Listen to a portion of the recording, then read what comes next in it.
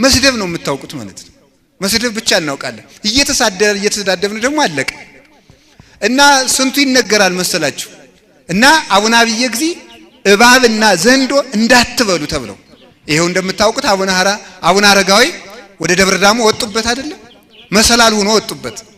ሌሎቹም አባቶች ዛሬ ደግሞ ካረፉት ግንቦት 19 ቀን ካረፉት አባቶች አንዱ ኢትዮጵያዊ አቡነ ዮሴፍ ናቸው። እሳቸው ዝንጀሮና ሰውን በሽምግልና አስታርቀዋል። በሽምግልና ዝንጀሮና ሰው እንግዲህ እግዚአብሔር ያሳያችሁ። አሜን አትሉ? እግዚአብሔር ያሳያችሁ ሲባል አሜን ነው የሚባለው። እና ዛሬ ድሮ ማመልከቻ ሲባል ነገስታቱም እግዚአብሔር የሾማቸው ስለነበሩ እግዚአብሔር ያሳየው ክርስቶስ ያመልክተው ይባል ነበር። ደግሞ ዛሬ ደግሞ ማመልከቻ ጉዳዩ ነው የሚባለው። ያው ጉዳዩም አይታይም። ሰዎችም እግዚአብሔርን አይፈሩም፣ እኛም እግዚአብሔርን አንፈራም። እና ሰውየው እናቱ ሙታ ዝንጀሮ ይበዛበታል። ከላሊበላ ትንሽ ራቅ ብሎ የሚገኝ ቦታ ነው የአቡነ ዮሴፍ ገዳም። ላልጋ ቁራኛ፣ ለቁስል፣ ለብዙ ጉዳዮች ቃል ኪዳን የተሰጣቸው 3 ጸበሎች አላቸው የማይፈውሱ በሽታዎችን ሁሉ የሚፈውሱ። እና እሳቸው አቡነ ዮሴፍ ምን አደረጉ? ዝንጀሮ ስለሚበዛ ሰውየው እናቱ ሙታ እናቱን እንዳይቀብር ሆድ እኮ ክፉ ነው ዘመዶች፣ ሆድ ክፉ ነው። ዘር እየዘራ ዘሩን ዝንጀሮዎች ሊለቅሙበት ሆነ። ከዚያ እዚያው ሆኖ ዘሩን እየዘራ ያለቅሳል።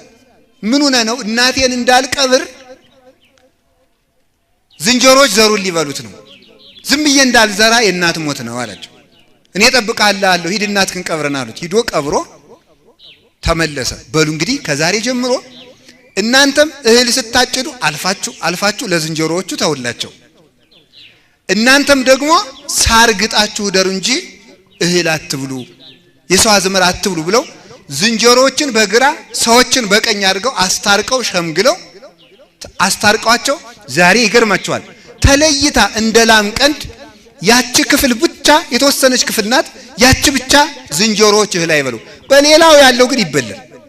የአቡነ ዮሴፍን ጸበል ግን ወስደው ሲረጩ በእውነቱ እዚህ ቦታ ላይ መጥቶ ያደረ 3 አክሊሎችን አወርድለታለሁ ተብሎ ቃል ኪዳን ተገብቶላቸው። እንዲያውም የሚገርመው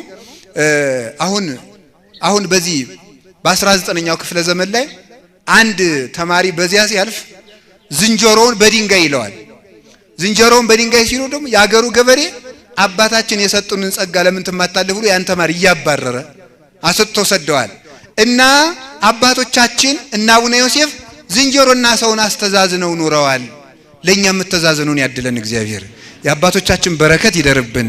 ለእንስሳ እንኳን የተራራባት ሀገር ናት ይቺ ሀገር። አሁን ዛሬ የትም ቦታ መሄድ ትችላላችሁ። በገጠር እናቶቻችን ጤፍ ሲያበጥሩ የከተማ ሴት ማበጠር ይወቅም አይወቅም አላውቅም። በርግጥ የተበጠረ ነው ከወፍጮ ቤት አስፈጭታችሁ የምትበሉ መሰለኝ። እና ጤፍ ሲያበጥሩ ለወፎቹ ቀንሰው ይተውላቸዋል። ለወፎቹ ብለው ማለት አሁን አክሱም አካባቢ ስትሄዱ ደግሞ የአክሱም እናቶች ወስደው ጥሬ ለርግቦች ለወፎች ወደ ቤተክርስቲያኑ ግቢ ልትገቡ ስትል ከየድንጋዩ ላይ ጥሬ ተደፍቶ ታገኛላችሁ። እንዲህ አድርገው የሚያዝኑ ሰዎች በኖርባት ሀገር የማይተዛዘን አውሬ ከባብ የባሰ ተፈጠረ። እግዚአብሔር ሁላችንንም ሰው ያድርገን። አሁን እንደዚህ ስላችሁ ግን ከውጭ ያሉትን ሰዎች እየመደባችሁ ልትሰሙ ትችላላችሁ። ይሄ ዝንጀሮ እገሌን ይመስላል፣ እባብ ደግሞ እገሌን ይመስላል እያላችሁ እኔ ነው ማለት እስኪ እኔ በሉላችሁ። አሁን እዚህ ዓለምን ያስተካከሏት እኮ 12 ሐዋርያት ናቸው አይደለም? ይሄ ሰው ስንት ሰው ይሆናል? በጣም ብዙ ሰው እኮ ነው። እኔ ማምላክን ከልቤ ነው የምነግራችሁ። እዚህ ግቢ ውስጥ ያለው ሰው ብቻ እኔንም ጨምሮ ብንስተካከል ሀገራችን ሰላም ትሆናለች። ሳይስተካከል ግን እግዚአብሔር ታምራዊ በሆነ መንገድ ዝም ብሎ የኢትዮጵያ ትንሳኤ እያሉ ግን ማጨብጨብ ምንም አያመጣም። ምን አይነት ኢትዮጵያ እንደምንፈልግም አይታወቅም። በእውነት እውነቴን ነው የምነግራችሁ። እየሰራን እየስተካከል ከሆነ ግን እግዚአብሔር ቀን ያመጣል፣ ቀን ያምጣልን። ወደ ርዕሳችን እንድ እስመ ስማ ቃላቲሁ ምግባሩ በሚል ርዕስ ነው የምንማማረው። የሥራው ምስክር ቃሉ ነው። ይቅርታ፣ የቃሉ ምስክር ስራው ነው በሚል ርዕስ እንማማራለን። እስኪ የቃሉ ምስክር በሉ ስራው ነው። እንደገና በሉ የቃሉ ምስክር ስራው ነው። ሶስተኛ የቃሉ ምስክር ምኑ ነው? ስራው ነው። ቅዱስ ቄርሎስ የተናገረው ኃይለ ቃል ነው። ድርሳነ ቄርሎስ በሚባል መጽሐፍ ላይ ነው የምናገኘው። ቃሉን የተናገረው ቅዱስ ቄርሎስ ነው። ቄርሎስ ማለት አንበሳ ማለት ነው። አንበሳ ባገሳ ጊዜ አራዊት እንደሚደነግጡት ቄርሎስ በተጠቀሰ ጊዜ አጋንንት ይደነግጣሉ። የቅዱስ ቄርሎስ አሁን ሁላችሁም እውነቴን ነው ቅዱስ ቄርሎስን እመኑበት፣ በደንብ አድርጋችሁ ውደዱት። ከሆነላችሁ መጽሐፉንም ፈልጋችሁ እንድታነቡትና የቅዱስ ቄርሎስን ድርሰቶች ቤታችሁ ብታስቀምጡ ራሱ ከካህዲያን ይጠብቃቸዋል። በእጅግ በሚያስደንቅ ሁኔታ ቅዱስ ቄርሎስ የእመቤታችን የቅድስት ድንግል ማርያም የወላዲት አምላክ የድንግልናዋ ምስክር ሆኖ የሞተ አባት ነው። በጌታችን በኢየሱስ ክርስቶስ ጌትነት ላይ የሚነሱትን መናፍቃን በሙሉ ሲመክት የኖረ በእውነቱ በስግው ቃል ቀዳሚው ቃል በሚነው በቀዳማዊ ቃል ማጭድ አልሰማ ያለው ንስጥሮስን በቀዳማዊ ቃል ማጭድ አጭዶ በ200 ሊቃነ ጳጳሳት አበራይቶ ወቅቶ በኤፌሶን አውድማ ዘርግቶ በመንፈስ ቅዱስ ስልጣን በውግዘት አዝርቶ በትኖ ገለባው ንስጥሮስን ከቤተ ክርስቲያን የለየ ፍጹም የቤተ ክርስቲያን አባት ነው። ቅዱስ ቄርሎስ የሚገርመው ትምህርት ተምሮ ሲያበቃ ትምህርቱን ሲጨርስ ቀጥታ ስብከት አልጀመረም። እንዲያውም በቤተ ክርስቲያናችን ታሪክ የማጥናት ሀብት እንደ ቅዱስ ቄርሎስ ሆኖ የተሰጠው ሰው የለም። የማጥናት ሀብት ወይ መስል ከመዘቀዳሚ ተምህረ ከመምሩ አንደበት ሲሰማ ቃልን በ5 ዓመቱ ነው ብሉይ ኪዳንና ሐዲስ ኪዳንን ተምሮ የጨረሰ። ከመምሩ አንደበት ሲሰማ እንደተዳመጠ ብራና ሳያዳግም በልቡናው ሰሌዳ ይጽፈው ነበር እና እንዲህ ሆኖ ተምሮ ሲጨርስ በቅቶ ፍጹም ተዋህዶ ሲጨርስ በልስበክ አላለውም። መምሩ ቅዱስ ቴዎፍሎስ ምንድነው ያለው? ሂድና አለው። ሂድና የተማርከውን በገዳም ኑረውና እናስበካል። በገዳም ሄደ። ከጀማሪዎች ጋር ሰደደው። ጀማሪዎችን በተግባር በአገልግሎት በትሩፋት በለጣቸው። ከማይከላውያን ገባ። አረሄስ ከኛ ጋር ሊኖር አይገባም ብለው በቅድስና ከፍ ካሉት ከንጽሐ ሥጋ ላይ ካሉት ጨመሩት። ከነሱም በለጠ። ከፍጹማን ማህበር ሰደዱት። እነሱንም በለጣቸው። ዓለምን በሙሉ ከአንድ ቦታ ተቀምጠው እንደ ኤልሳ ከሚያዩት ከፍጹማን ጨመሩት። እነሱንም በለጣቸው። በክንፍ ከሚበሩት በደመና ከሚሽከረከሩት ጋር ደግሞ በጸጋ ከበቁት እንደና አቡነ ገብረ መንፈስ ቅዱስ ካሉት ከፍጹማን ቅዱሳን ጋር ደግሞ ጨመሩት። ከገዳሙ ባስኬትስ ገዳም ከሚኖሩት እነሱንም በለጣቸው። እንግዲህ ወዲያና ስበክ አለው። ከዚያ በኋላ መጥቶ ሰበከ። የተማረውን ኖረው የኖረውን ሰበከው። ሰው ዛሬም እኮ ሰው ጠፍቶ ነው እንጂ እኔ ራሴ ማስተማር አልነበረብኝ። ስለሆነ ሰው ጠፍቶ ስል ደግሞ አይጣል ነው፣ ቃላት ይመነዘራሉ። መምህር የለም ማለት አይደለም። በእርግጠኝ ምን ማለት ይመስላችሁ? የበቁት አባቶች እዚህ አልመጣልን ብለው ነው እንጂ እኛ ቁጭ ብለን መማር ነበር የሚገባን በእውነቱ ማለት ነው። ግን ምን አለ መሰላችሁ? እኛም አንበቃም ህዝቡም አልበቃ ብሏል። የበቃ ባለ ትዳር ስለሌለ የበቃ መነኩሴ ያልገኛል። ምክንያቱም እናንተ የምትወልዱት እናንተ አይደላችሁም እንዴ? የራሳችሁን ትሰርቁና መነኮሳት ለምን ይሰርቃሉ ትላላችሁ? ሌቦች ስለምትወልዱን እኛም ሌባ እንሆናለን። ሌቦች ወለዳችሁን ሌባ ሆን፣ ቀጣፊዎች ስለወለዳችሁን ቀጣፊዎች ሆን፣ አመንዝሮች ስትወልዱን እኛም አመንዝር ጀመርን ማለት ነው። መርከስ ጀመርን። ትዳር ቢከበር ክህነት ይከበራል። ትዳር ቢከበር ምንኩስና ይከበራል። ሁለቱ የሚመነጩበት የሃይማኖት ማህፀን የተከበረ ትዳር ነው። ትዳር በመርከሱ ምክንያት ነው ሁለቱ እየተበከሉ ያሉት ምንኩስናና ክህነት ማለት ነው። ንጹህ ትዳር በሌለበት ንጹህ ክህነትና ንጹህ መነኩሴ ሊገኝ ፈጽሞ አይቻልም። ይህንን ማወቅ ይገባናል። አላችሁ? እግዚአብሔር ከሁላችን ጋር ይሁን። በቅቶ ሰበከ። አንድ ሰው ለመስበክ የሚገባው ምንድነው? የመጀመሪያው መማር። ከዚያ በኋላ ምን ማድረግ አለበት? መከራ መቀበል። እስቲ መከራ መቀበል በሉ። ምን ማድረግ አለበት? መከራ መቀበል አለበት። ሶስተኛ ምን ማድረግ አለበት? የተማረውን መኖር አለበት። የተማረውን መኖር። አሁን በዚህ ዘመን ያሉ መናፍቃን ሁለት ብልሃት ይጠቀሙብናል። ብነግራችሁ ጥሩ ነው አይመስላችሁ? እሺ ልንገራችሁ። ሁለት ነገር የሚጠቀሙብን። መጀመሪያ እንዲህ ይላሉ፣ እኔ እንዲህ ብሎ እንደዚህ ብሎ ኢየሱስ ክርስቶስ ተገልጦልኝ ኢየሱስን አይቼው ይላሉ። ቆይ አንተ ግን መጀመሪያ ይላል እናንተ መጽሐፍ ቅዱስ አታነቡም ይላል። መጽሐፍ ቅዱስ አታውቁም። ደሞ ሚሉና ምን ብለው ምን ይላል? ደሞ ተረት ነው የምታወሩት። ትርጓሜ እያላችሁ ገርል እያላችሁ ታምር እያላችሁ መጽሐፍ ቅዱስ አታነቡም ይላሉ። በጣም ቅሩ። እኔ አሁን አንድ መናፍቅን እንዲያርጌ ልጠይቀው፣ እናንተ መጽሐፍ ቅዱስ አታነቡም አሉ። አሁን እኔ መጽሐፍ ቅዱስ ልክ አይደለም ብዬ ብክድ በምን ይረታኛል? እስኪ እናንተ ራሱ መልሱልኝ። መጽሐፍ ቅዱስ ልክ አይደለም ብዬ ብክድ መልሱ ምንድነው? መጽሐፍ ቅዱስ ማን ነው የጠበቀው? ቤተክርስቲያን መጽሐፍ ቅዱስ ነው፣ ቤተክርስቲያን ናት። መጽሐፍ ቅዱስ ልክ ለመሆኑ ማስረጃው ቤተክርስቲያን ናት። ቤተክርስቲያን ልክ ለመሆኗ ማስረጃው መጽሐፍ ቅዱስ ነው። ያለ መጽሐፍ ቅዱስ ልክ የሚሆን መጽሐፍ ቅዱስ የለም። ያለ ቤተክርስቲያን ልክ የሚሆን መጽሐፍ ቅዱስ የለም። ያለ መጽሐፍ ቅዱስ ትክክል የምትሆን ቤተክርስቲያንም የለችም። ለምሳሌ አሁን አንድ ቃል ልንገራችሁ፣ አንድ ኃይለ ቃል ላንሳላችሁ። እኔ የሕይወት እንጀራ ነኝ ይላል። ስጋዬን የበላ ደሜን የጠጣ የዘላለም ሕይወት አለው ይላል። ስጋዬን የበላ ደሜን የጠጣ የዘላለም ሕይወት አለው ይላል። ስጋዬን የበላ ደሜን የጠጣ የዘላለም ሕይወት አለው ሲል ምንድነው ይሄ ስንል አንዱ የእምነት ድርጅት ወይም ፕሮቴስታንትን በልም ለምሳሌ አንዱ ምን ብሎ ይናገራል? ስጋዬ ያለው ክርስቶስ ቃሉን ነው ይላል። ቃሉን ነው፣ ትምህርቱን ነው። ስለዚህ ስንማር እየቆረብን ነው፣ ቁርባን አያስፈልግም ይላል። አንዱ ደግሞ አይ ስጋዬ ያለው በሱ ስም የምንበላውን የጌታ እራት ነው ይላል። አንዱ ደግሞ ተነስቶ አይ ስጋዬን የበላ ደግሞ ያለው ስሙ ሕይወት ስለሚሆን ስሙን ነው። ትክክለኛው የትኛው ነው ብንል ተመልከቱ። ትክክል የምትሆነው ትክክለኛውን ትርጉም ትክክል። ስለዚህ አንዱ ስጋዬን የበላ ያለው ቃሉን ከሆነ አንዱ ስሙን ማመን ብቻ ነው ካልን ምኑ ነው ካልን ብለን ብንጠይቅ ስጋዬን የበላ ማለቱ ቁርባን ነው፣ ቅዱስ ስጋውን ደሙን ክቡር ደሙን መቀበል ማለት ነው ብሎ የሚነግረን ሐዋርያት ሲማሩ የነበረ የሐዋርያት ተማሪ፣ የሐዋርያት ተማሪዎች ሲማሩ የነበረ የዚያ ተማሪ፣ ያ ሲያስተምር የነበረ የዚያ ተማሪ፣ ያ ሲያስተምር የነበረ የዚያ ተማሪ፣ በዚህ ተዋረድ ሰንሰለቱን ጠብቆ የመጣ መምህር የነገረኝ እንደሆነ እሱ ትክክል ነው ማለት ነው። ስለዚህ መጽሐፍ ቅዱስ አታነቡም ታዲያ እንኪያማ መጽሐፍ ቅዱስ እንዲህ ይላልና ምን ማለት ነው? አንተ ራስህ መጽሐፍ ቅዱስ አልተማርክም፣ አታውቅም። ሳትማር እንዴት ልታውቅ ትችላለህ ስትሉት ደግሞ እንዲህ ብሎ ይመጻደቅባችኋል። እግዚአብሔር እኮ ይላል የደንቆሮዎች አምላክ ነው ይላል። ደግሞ የበለዓምን አህያ ያናገረ አምላክ ገለጠልኝ ይላል። ይኸውላችሁ እኛን ለመሳደብ ሲሆን አልተማራችሁም ይላል። አንተ መቼ ተምረህ ነው ስንለው እግዚአብሔር የደንቆሮዎች አምላክ ነው ይላል። ለኛ ሲሆን የደንቆሮች አምላክ አይደለም፣ ለሱ ሲሆን ግን ለድንቁርናው መጠጊያ እግዚአብሔር የደንቆሮ አምላክ ነው ይላል።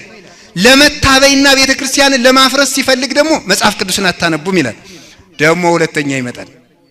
ቆይ አንተ ስንት ሌሊት በሙሉ እንዲሁ እኮ ቅዱስ ዳዊት እኮ እንድንም ነው አፍቀርከ ጽድቀ ወአመፃ ጸላይከ ነው የሚለው እኮ መዝሙር 44 ላይ አቤቱ እግዚአብሔር ሆይ ጽድቅን ወደድክ አመፅን ጠላህ ነው የሚለው።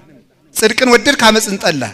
ትሕትናን ወደው አላውቅም ብለው፣ ጸሎትን ወደው ትጋትን ወደው፣ ከመብላት ይልቅ ረሃብን ወደው፣ ከመልበስ ይልቅ መራቁትን ወደው፣ ከክብር ይልቅ ውርደትን ወደው፣ ከሀብት ይልቅ ድህነትን ወደው፣ የሞቀ የደመቀ ከመልበስ ይልቅ ብርዱን ቁሩን ሐሩሩን ወደው፣ የላመ የጣመ ከመመገብ ይልቅ ተመልከቱ መናኛ የሆነ ምግብ እየበሉ ቅጠል ሸምጥጠው የሚኖሩት ቅዱሳን ሳይገልጠላቸው እነሱ ትክክል ሳይሆኑ አንተ ከሞቀ ከደመቀ ቤት ተቀምጠ የላመ የጣመ በልተ እንደወደድክ እየተናገርክ እንደወደድክ እየተሳደብክ አንድ ሲናገሩ 100 እየመለስ ላንተ እንዴት ሊገለጥልህ ቻለ ስትሉት ደግሞ እግዚአብሔር ጻድቃንን ልጠራ አልመጣውም ብሏል ይላል። ደግሞ ማለት መጠጊያ ያጡ ሰው አያችሁ ተመልከቱ። እስመ ሰብ ለከዩ ሃይማኖት ያለብሳ ሰው ክፋቱን ሃይማኖት ያለብሳታል አለ ሊቁ።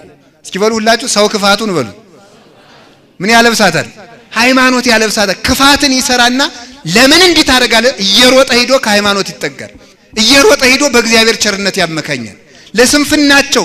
ስለዚህ አንደኛ አታውቁም ብሎ በመመጻደቅ አንተ መቻወቅና ተብሎ ደግሞ በመጽሐፍ ቅዱስ ሲሞገድ መች ተማርክና? ሐዋርያት 3 ዓመት ተምረው ነው የሰበኩ። ቅዱስ ጳውሎስ 46 የብሉይ ኪዳን መጽሐፍትን ከገማልያል ስር ተምሮ ነው የሰበከ። አንተ መቼ ተማርክና? ሳይማሩ መንፈስ ቅዱስ ገለጠልኝ ይላል። ደግሞ ስትመጡበት ደግሞ ሳትማር ስትሉ መንፈስ ቅዱስ ገለጠልኝ።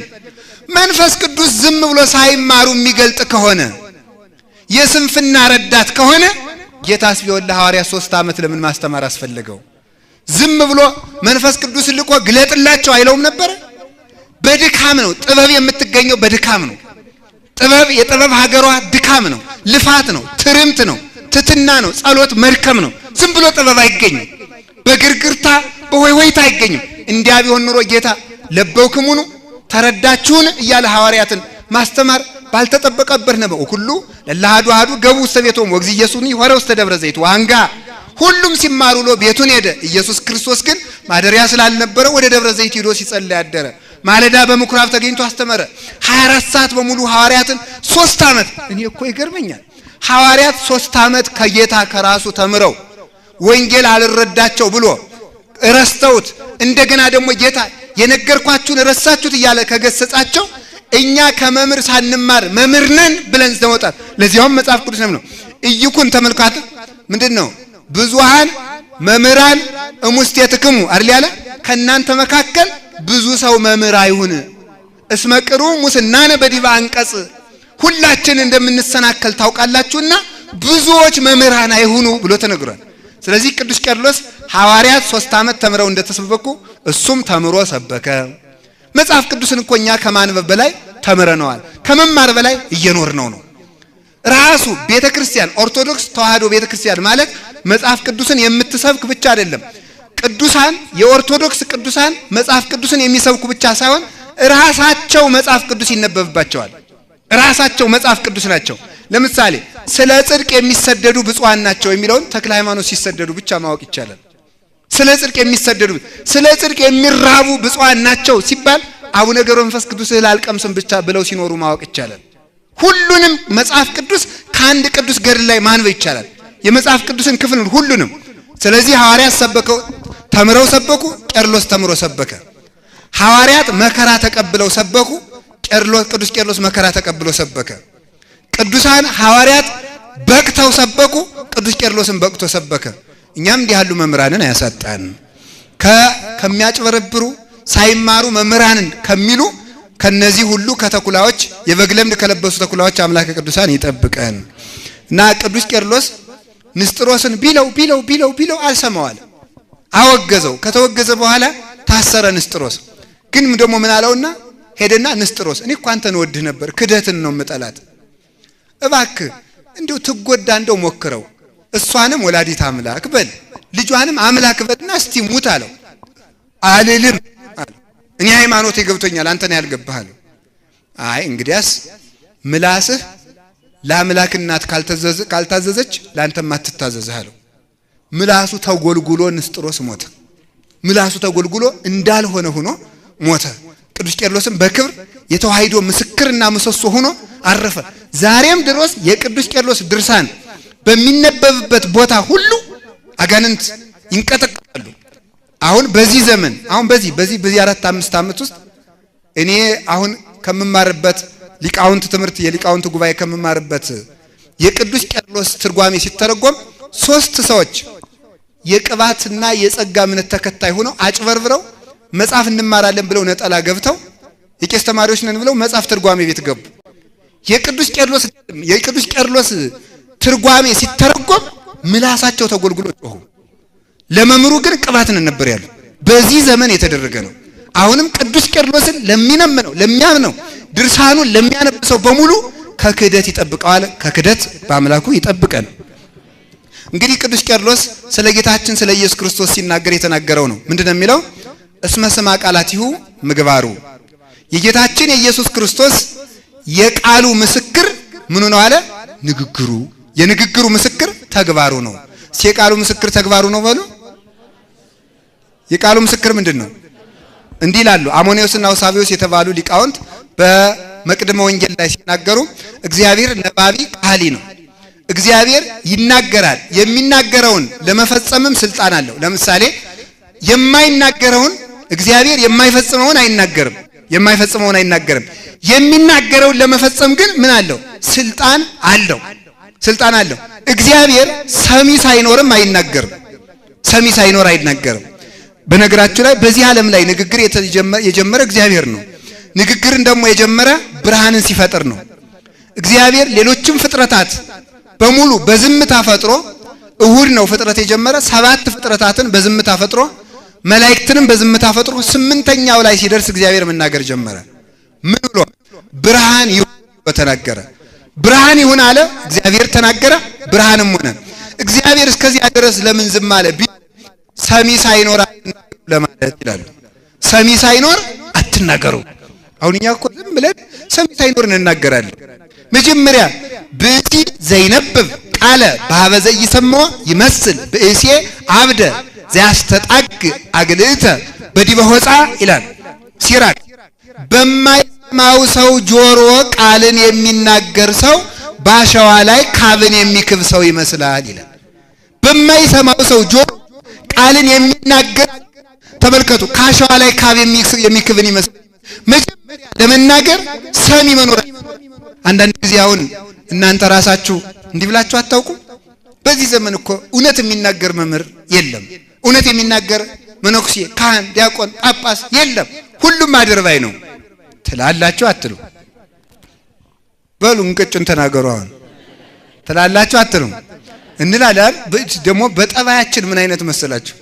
የኢትዮጵያ ሰው እስራኤላውያንን ነው የሚመስል። እስራኤል በጠባያቸው ቤተ ክህነትና ቤተ መንግስትን የሚሰድብላቸው ሰው ይወዳሉ።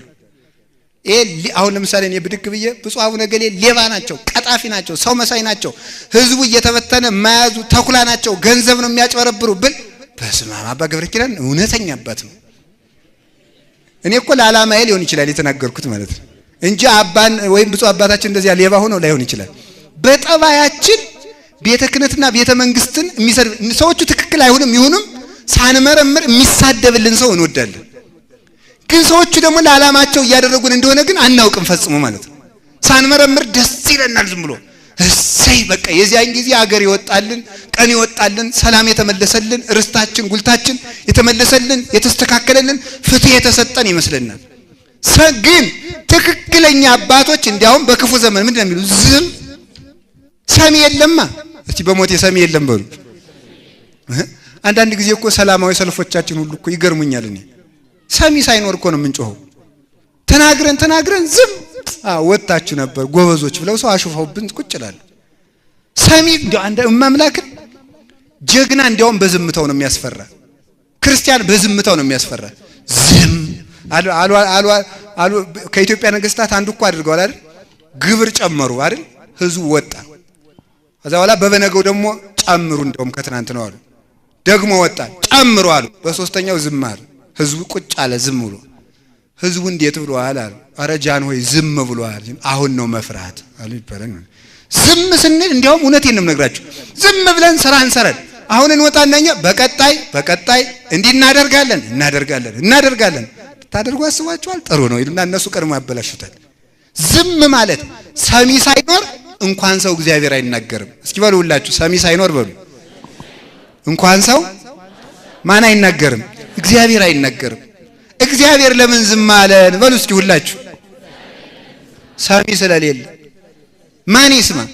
በፍጹም እኛን ዘረኛ አትሁኑ ቢለን ዘረኛ። አሁን አንዱ ጠጋይልን አባ እኔም እኮ ሰው አካባቢ ነው ሲል ነው ልጅ ደህና ነህ በል እንግዲህ ያገኛለሁ በዘር እናንተም ዘር ማን የሚሰማል? እስኪ ስጋው ደግሞ የማትቀበሉ እጃችሁን አውጡ በሉ። አውጡ የማትቀበሉ ተቀበለናል ትሉ እንዴ? የሐሰት ምስክር እኮ ነው፣ ነውር እኮ ነው። በሉ አውጡ ከፍ አድርጋችሁ ይውላችሁ በሉ እስቲ። አዎ ስጋዬን የበላ በሉ ደሜን የጠጣ የዘላለም ሕይወት አለው በሉ። ይሄንን አድርጋችሁታል አላደረጋችሁም? እግዚአብሔር ለምን ዝም አለን በሉ። ሰሚ ስለሌለ። ቁረቡ ተባላችሁ አትሰሙ፣ ጸልዩ ተባላችሁ አትሰሙ። በየሜዳው አትጋቡ፣ ያለ ቤተ ክርስቲያን ሥርዓት አትጋቡ።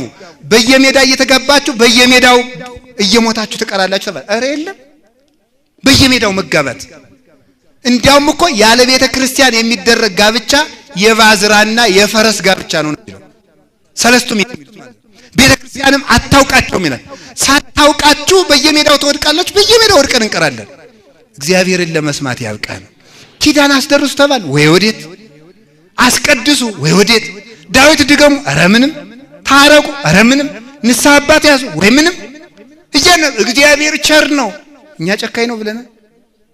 እግዚአብሔር ቸር ነው እንዴ? እስኪ ሁላችሁ ውሃ ጠምቷችኋል፣ ከወንዙ ዳዳችሁ ቆማችሁ ዋሉና እስኪ እንደው ትረኩ እንደው ይሁት። ውሃ ጥሩ ነው በሉ ውሃ ጥሩ ነው። እንደገና እሺ ማር ጥሩ ነው በሉ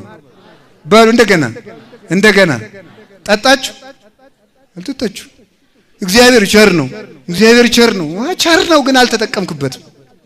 ቸር ነው። ቸርነቱማ ብላኝ አለ እኮ ጠጣኝ አለ። ልጄ እንጀራ ብቻ ሳይሆን እኔን ብላ አለ። ልጄ ውሃ ሳይሆን እኔን ጠጣ አለ። ማን ይስማ?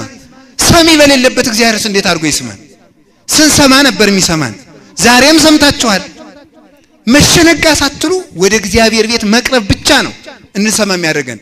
ሰሚ ሳይኖር ከመናገር ዝም ብሎ ለእግዚአብሔር እንዴ አልሰማችሁም እንዴ? አንድ መስፍን እኮ ኢትዮጵያ ውስጥ እኮ አደረገ። ለንጉሱ አልገዛም ብሎ ንጉሱን አልነግራችሁም። ለንጉሱ አልገዛም አለ። አልገዛም ሲል ትዕቢተኛ ነበር። እሱም በአንድ አውራጃ የተሾመ ነው። የቱ አውራጃ እንደሆነም አልናገርም። ደግሞ ዘረኝነት ነው የሚመስላችሁ። በዚያ ሲገዛ መስፍኑ ትዕቢተኛ ነው። እንዲያውም ከትዕቢተኛቱ የተነሳ የኔ ሚስት ቤተክርስቲያን ሳትገባ የምትገቢ ሴት ወዮልሽ ብሎ የሱ ሚስት ተኝታ ታረፍድና ሌት የመጡ ሴቶች እየተንቀጠቀጡ ብርድ ላይ ይቆያሉ። የሱን ሚስት ቀድማ የገባች ሴት እግሯን ትቆረጣለች። እንዲህ ያለ ትዕቢተኛ ነበር። እንዲያውም ከትዕቢቱ ብዛት የተነሳ የጉንዳን ግብር አስከፍሎ ነበር ይባላል። እንዲያው እስቲ ህዝቡ ይገዛልኛል አይገዛልኝም ለማለት ጉንዳን አስገብሮ ነበር። እንደው ያ ይሻላል እያረዱ የሚጠሉስ ጉንዳኑስ ባዩ ጆሮ ነበር የሚነክስ። አሁን ተመልከቱ። ይሄ ሰው ከዚያ በኋላ ምን አደረጉት? ይሄ ሰው ሲታሰር ወታደሮቹ ሄደው የሱ ሚስት በማይረባ ግብር አገኙት። እንዲያ ሲያደርጉ የሚገርመው ግን ቀን ሰው እየበደለ ሌሊት በገና ይደረድር ነበር። እግዚአብሔር ቸር አይደለም? ኋላ አለቀሰ። ሚስቱ ስትገባ ቤተክርስቲያን ስትገባ ትክ ብሎ ያየ ሰው ይቀጣ ነበር። ምን ብሎ አደረደረ በገናውን? ወታደሮቹ እሱ ሲወድቅ ለዚህ ነው ምን አለ መሰላችሁ ሰሎሞን ቀን የሚያመጣውን አታውቅምና በጠላት ውድቀት ደስ አይበልህ ይላል። አንተም ነገ ወዳቂ ልትወጥ እንችላለህና ቀን አገኘው ብለህ የወደቀውን ደግሞ አንተ መልሰህ ያንን ከሆንክ ብልጫህ ምንድነው ሲል ነው። ከዚያ በኋላ ጠጁ ቀጠነብኝ ስጋው ጎፈየብኝ አይሉም ሚስቴን ሰው አያት ከደጅ አይውጣብኝ አይሉም ቀን የጣለለታ ይደረጋል ሁሉም ብሎ በገና ደረደረ። ከዚያ በኋላ ይሄ እንዲህ ብሎ በገና ደረደረ ብለው ለንጉስ ሲነሳቸው ውጣቻለሁ አንተ ሲሉት ጃን ሆይ ከርሰው ለበለጠው አላቸው። በዚያን ዕለት የሚገርመው የሱን ሚስት ሂደው በማይገባ ግብር የተገናኙ ሰዎች በመብረቅ ተመተው አደሩ። ለምን ተመልከቱ። ገፋን ብሎ ቀን ሲያገኝ የገፋን መግፋት መልሶ ራስን የሚያጠፋልና። ስለዚህ ሰሚ ሳይኖር ለማይሰሙን ከሚናገር እግዚአብሔርን እየሰማን ለሚሰማን ልናገር ይቻላልና ለእግዚአብሔር እንድንናገር አምላከ ቅዱሳን ይርዳን።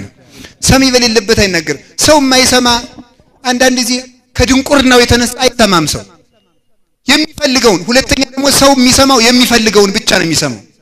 የሚፈልገውን እንደ ፍላጎቱ እስማ ዓለም ያፈቅር ሊያሁ ዓለም የራሱን ይወዳል እንደተባለ ዓለም የራሱን ስለሚወድ የራሱን ነው የሚሰማ አይሰማን። እንደገና ደግሞ ሰው ርቦትም ላይሰማ ይችላል። ይሄ ለቤተሰብ የሚጠቅማቸዋል። አሁን ለምሳሌ ባለትዳር ሴቶች ትኖራላችሁ አይደለም? ባሎቻችሁ ስራ ውለው እንደመጡ ጾሙን እንደዋለ አንተ በቀደም የሰደብከኝ ምን ብለህ ነው ቢል አናትሽን ፈልጦ ሊጥልሽ ይችላል። ሰው በማይሰማበት ጊዜ አይነገርም። እውነቴን ነው። ሰው በራበው ሰዓት ሰው ባመመው ሰዓት አይጠየቅም። ለምሳሌ አንድ ምሳሌ እንግራችሁ። የማቴዎስ ወንጌል ምዕራፍ 21 ላይ ስታገኙ ሐዋርያትን አገኛቸው። ሐዋርያትን አገኘና ጌታ ምን አላቸው? ደቂቄ በሆኑ ብክሙ ዘንበል አላቸው። የሚበላላችሁ የለንም አሉት። በሉ መረባችሁን በቀይ ጣሉ። 153 ዓሣ ወጡ። ካወጡ በኋላ ምን አላቸው? እነሱ ያወጡት ዓሣ ተጠብሶ እስከሚበላ ድረስ ረሃቡ እንዳይጎዳቸው ብሎ በመላእክት ሌላ ዓሣ አስጠብሶ ቆያቸው። ኑፊት ይሄን እንብላ ብሎ አበላቸው ጌታ። አብልቶ ከጨረሰ በኋላ ነበረ ቅዱስ ጴጥሮስን የወቀሰው። ጴጥሮስ ተወደኛለህ አለው። አብልቶ ነው የወቀሰው። ጌታ እንኳን ተመልክቱ፣ እሱ ራሱ አምላክ ነው። ተክዶ እንኳን ወዲያው ጴጥሮስ ሐሙስ ዕለት ማታ ይካድከኝ ምን ሆነዋል? አብልቶ በደንብ መስማት በሚችልበት ሰዓት ጴጥሮስ ተወደኛለህ አለው። ድካሙ ለቆታል፣ ብርዱ ለቆታል፣ ዓሣውን ተመግቧል። እንደወደህ አንተ ታውቃለህ ብሎ በጎ ምላሽ መለሰ። ሰውን በባሰው ሰዓት ከመውቀስ ጠብቆ በሚችልበት ሰዓት መናገር መልካም ነው። የምንናገረው ሰዓት በምንሰማበት ጊዜ እንዲሆን አምላከ ቅዱሳን ይርዳን። የሚሰሙበትን ጊዜ መርጦ መናገር ይገባል። አላችሁ የላችሁም? እግዚአብሔር ሰሚ ሳይኖር አይናገርም። አንድ ሰው እኛም ሰሚ ሳይኖር አንናገርም። ሰው ባመመው በደከመው በረሃበው በጨነቀው ጊዜ አይወቀስበትም። እንዲያ በሆነ ሰዓት እኛ ሁሉ መረዳትና ማወቅ ይገባልና ተናግረን ሰውን ከመበደልም እግዚአብሔር ይጠብቀን። ሌላው እግዚአብሔር የማያደርገውን አይናገርም። እስኪ የማያደርገውን አይናገርም ብሎ ምን አይልም? አይናገርም። እግዚአብሔር የሚናገረው እንዲያውም ምንድነው የሚለው ቅዱስ ቄርሎስ? ሰው ብዙ ይናገራል፣ ጥቂት ይሰራል። እግዚአብሔር ጥቂት ይናገራል፣ ብዙ ይሰራል። ስለዚህ ብዙ ተናግረህ ምንም ከማሰራ ምንም ሳትናገር ጥቂት ብትሰራ ይሻልሃል ይላል። ብዙ ተናግረህ ሰምታችሁኛል። ብዙ ተናግረህ ምንም ከማትሰራ ጥቂት ተናግረህ ምንም ሳትናገር ጥቂት ነገር መስራት ይቻላል። አሁን ብዙዎች እኮ ብዙ ነግረው ምንም ሳይሰሩልን ቀሩ። አልሰማችኋቸው? ኢትዮጵያ እንዲህ ትሆናለች፣ ኢትዮጵያ እንዲህ ትሆናለች፣ ኢትዮጵያ እንዲህ ትሆናለች። እንዲያውም ፊትማ እንደሰማነው ፀሐይ ላይ ሁሉ ደን የምንበላ ነበር ያስመሰሉን። እዚያ ላይ ማይድ የምንበላ ብዙ ነግረውን ምንም አልሰሩልንም። እግዚአብሔር ግን ጥቂት ተናግሮ ብዙ ሰራ። እስኪ ጥቂት ተናግሮ በሉ ምን ሰራ? ብዙ ሰራ። ለምሳሌ ዛሬ ማን ነው? አቤት ቀኑ ሐሙስ አይደል? ሐሙስ ለምሳሌ አሳ በባህር ውስጥ ያለው አሳ ስንት ይሆናል? እስቲ ገምቱ። 1000 2000 10 ሚሊዮን ስንት ይሆናል? አቤት አናውቅም በሉ። ጥሩ ነው፣ እሱ መልስ ነው። ከዚያ በኋላ ተመልከቱ፣ ይሄን ሁሉ አሳንበሪውን፣ ጉማሬውን፣ አዞውን ይሄን ሁሉ ለመፍጠር አሁን ጉማሬ ተፈጠረ፣ አሁን አሳ ተፈጠረ አይደለም። ባህር አውጭ አላት፣ አወጣች። ይሄን ሁሉ የፈጠረው በአንድ ቀን። ጤፉ፣ ስንዴው፣ በቆሎ በዓለም ላይ ስንት እጽዋት አሉ? ዛፉ፣ ወይራው፣ ምሳናው አቅሜን ባውቅ ይሻላል። ይሄ ሁሉ ምን ቆጥረዋል? ሁሉ ምን ብሎ ተቆጠ? ምን ስንት ጊዜ ተናግሮ ቆጠረው ብሎ ታብቅል ነው ያለ። ዝም ብሎ መሬት ታብቅል ሲል ይሄን ሁሉ ፈጠረ።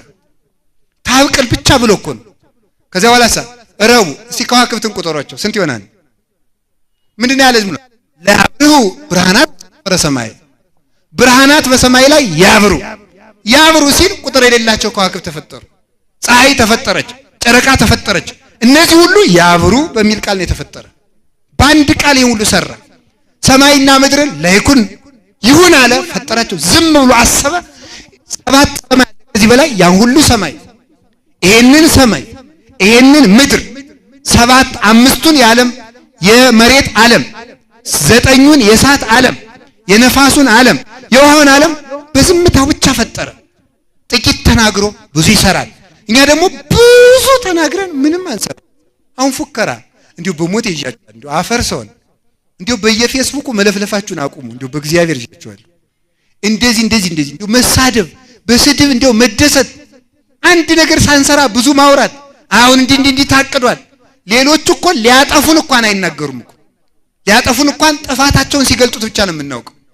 እኛ ዝም ብለን እስቲ እግዚአብሔር ያሳያችሁ፣ ክርስቶስ ያመልክታችሁ አላችሁ። ስለዚህ እግዚአብሔር የማይፈጽመውን አይናገርም።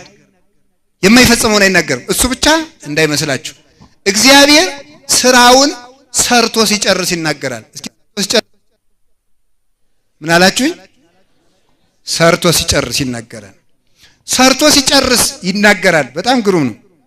ለምሳሌ አንዳንድ ቀን እንዲህ ይላል ሰይጣን፣ ቀረብልና የእግዚአብሔር ልጅ ክርስቶስ ይለዋል። መረጃ ለመሰብሰብ እኮ ነው እንጂ ነው አይደለም። ቆይ አንዳንድ ቀን ይርባዋል፣ አንዳንድ ቀን ደግሞ እንጀራ ያበረክታል፣ አንዳንድ ቀን ይፈራል፣ አንዳንድ ቀን ደግሞ አይዟችሁ የሰናፍጭ ቅንጣት ታክል እምነት ቢኖራችሁ ይህን ተራራ ትነቅሉታላችሁ ይላል።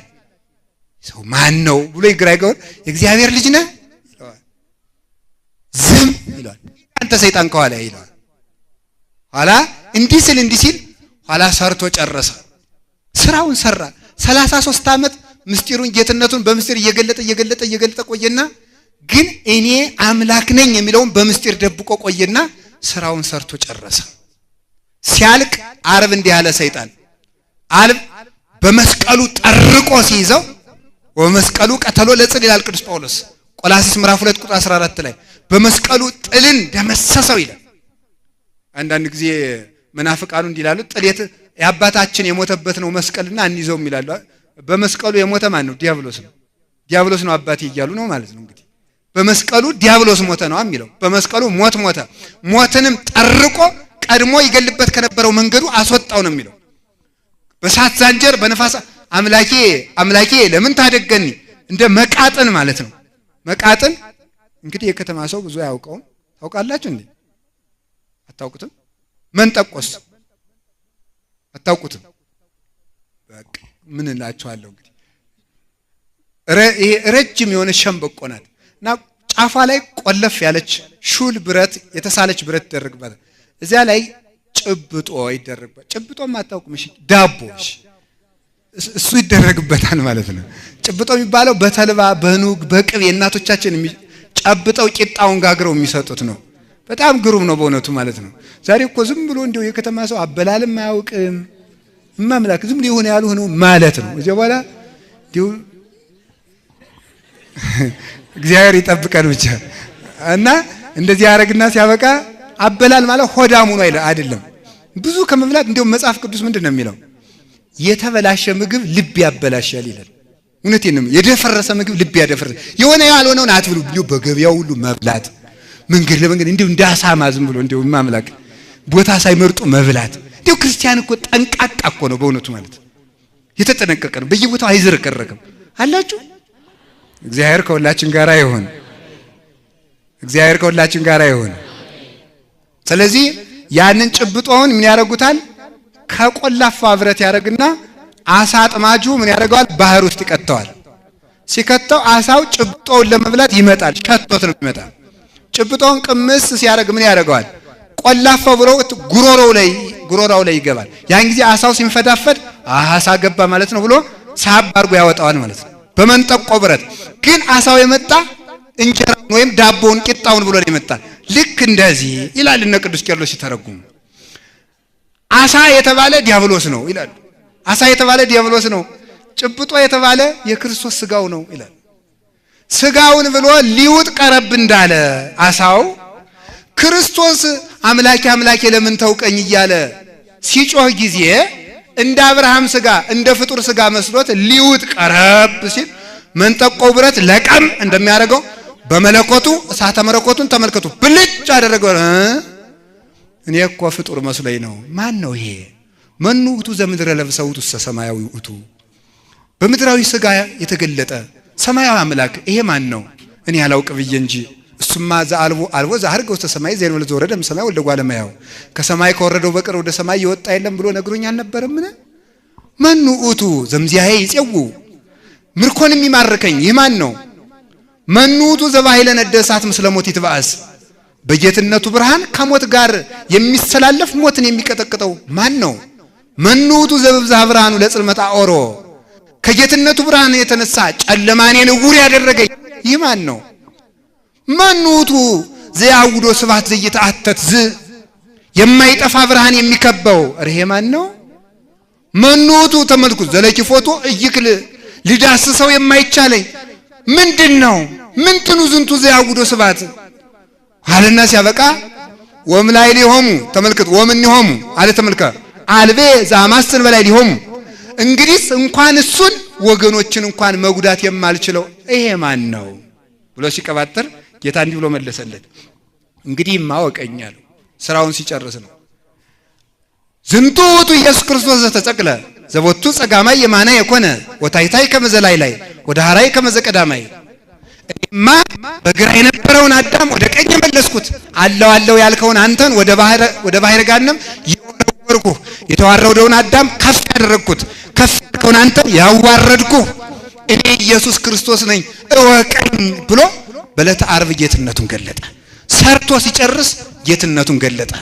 በሰማይ የሰማይ ጌታ መሆኑን ፀሐይን አጨልሞ ጨረቃ እንደማልብሶ ከዋክብትን አርግፎ፣ የምድር ጌታ መሆኑን አለቱን ሰንጥቆ ሙት አስነስቶ የመቅደስ መጋረጃ ቀዶ ጌታ መሆኑን ለዲያብሎስ ገለጠ። ሰርተን ጨርሰን እንድንናገር አምላከ ቅዱሳን ይርዳን። ሳይጨርሱ ሳይሰሩ መናገር ምንም ትርጉም የለም። ዝም ብላችሁ በሞት ይያችኋል። ዝም ብላችሁ ስራ ስሩ። ለሀገርም ለቤተ ክርስቲያንም ለግላችን ዝም። ሌላው ቀርቶ ልትቆርቡ ካሰባችሁ እቆርባለሁ ይባል። ነገ አስቀድሳለሁ ካላችሁ ዲያብሎስ ነው አስባል ብሎ እንደ ስራው ሰርቶ ነው ያድራል ማለት ነው። እንዲህ አይባልም። እንዲያውም ሁለት መነኮሳት በነገራችሁ ላይ ሰይጣን የዓለምን እቅድ በሙሉ እያበላሸ የሚኖረው ባፍ ነው፣ በሌላ አይደለም። በንግግር ብቻ ነው የሚያበላሸው። ሰይጣን የሰውን የልብ ተግባር የልብን እቅድ የማወቅ ስልጣን አልተሰጠውም። ባፋችን የምንናገረውን ነገር እያወቀ ነው። ጠንቋዮች ራሱ በምን እንደሚነግሩን ታውቃላችሁ? ሰይጣን የተነገረን ነገርና የተደረገ ነገር ያውቃል። አንድ ሴትዮ ናቸው እዚህ አዲስ አበባ ነው ያሉና ወደ ክፍለ ሀገር ነው ያሉ። አዲስ አበባ አንዳንድ ቀን ይመጣሉ። የበቁ እናት ናቸው። መቼስ ግዳ ገብተን የለ ያም በቅቻለሁ ነው ያም በቅቻለሁ ነው ያም በቅቻለሁ ነው እና የበቁ እናት ናቸው ተብሎ እኔ ራሴ ኋላ ምን አሉኝ? የተወለድክ በዚህ ቀን ነው አሉኝ። እውነታቸው ነው። የእናትህ ስም ገሌ ይባላል። እውነታቸው ነው። እድሜህን ያህል ነው አሉኝ። እውነታቸው ነው። ግን ይሄ የበቁ አያስብላቸውም። ለምን ሲባል አንደኛ መረጃ ሰብስበው ሊሆን ይችላል። ሁለተኛ ደግሞ የተደረገን ነገር ሰይጣን ያውቃል። እስኪ የተደረገን ነገር በሉ ማን ያውቃል? እኔ መወለድ የተደረገ ነው ልጅ ያለው እኮ ማለት ነው። የተደረገ ነገር ስለሆነ ያውቃል። ቆይ እናንተ አዲስ አበባ ተቀምጣችሁ አሜሪካ መደወል ከቻላችሁ ጎጃም ያለው ሰይጣን ሐዋሳ ላለው ሰይጣን ለምን አይነግረውም? እውነቴን እኮ ነው። በቃ ይነግረዋል። በቃ ይነግረዋል። ለምን አይነግረው? ደግሞ ሲጀምር ታውቃላችሁ አይንን ጭፍን አድርጎ ግልጥ እስከሚያደርጉ ድረስ ሰይጣን ከሰማይ ደርሶ ምድር መልሶ ሰማይ መድረስ ይችላል። ይሄ ፍጥነት አለው ማለት ነው።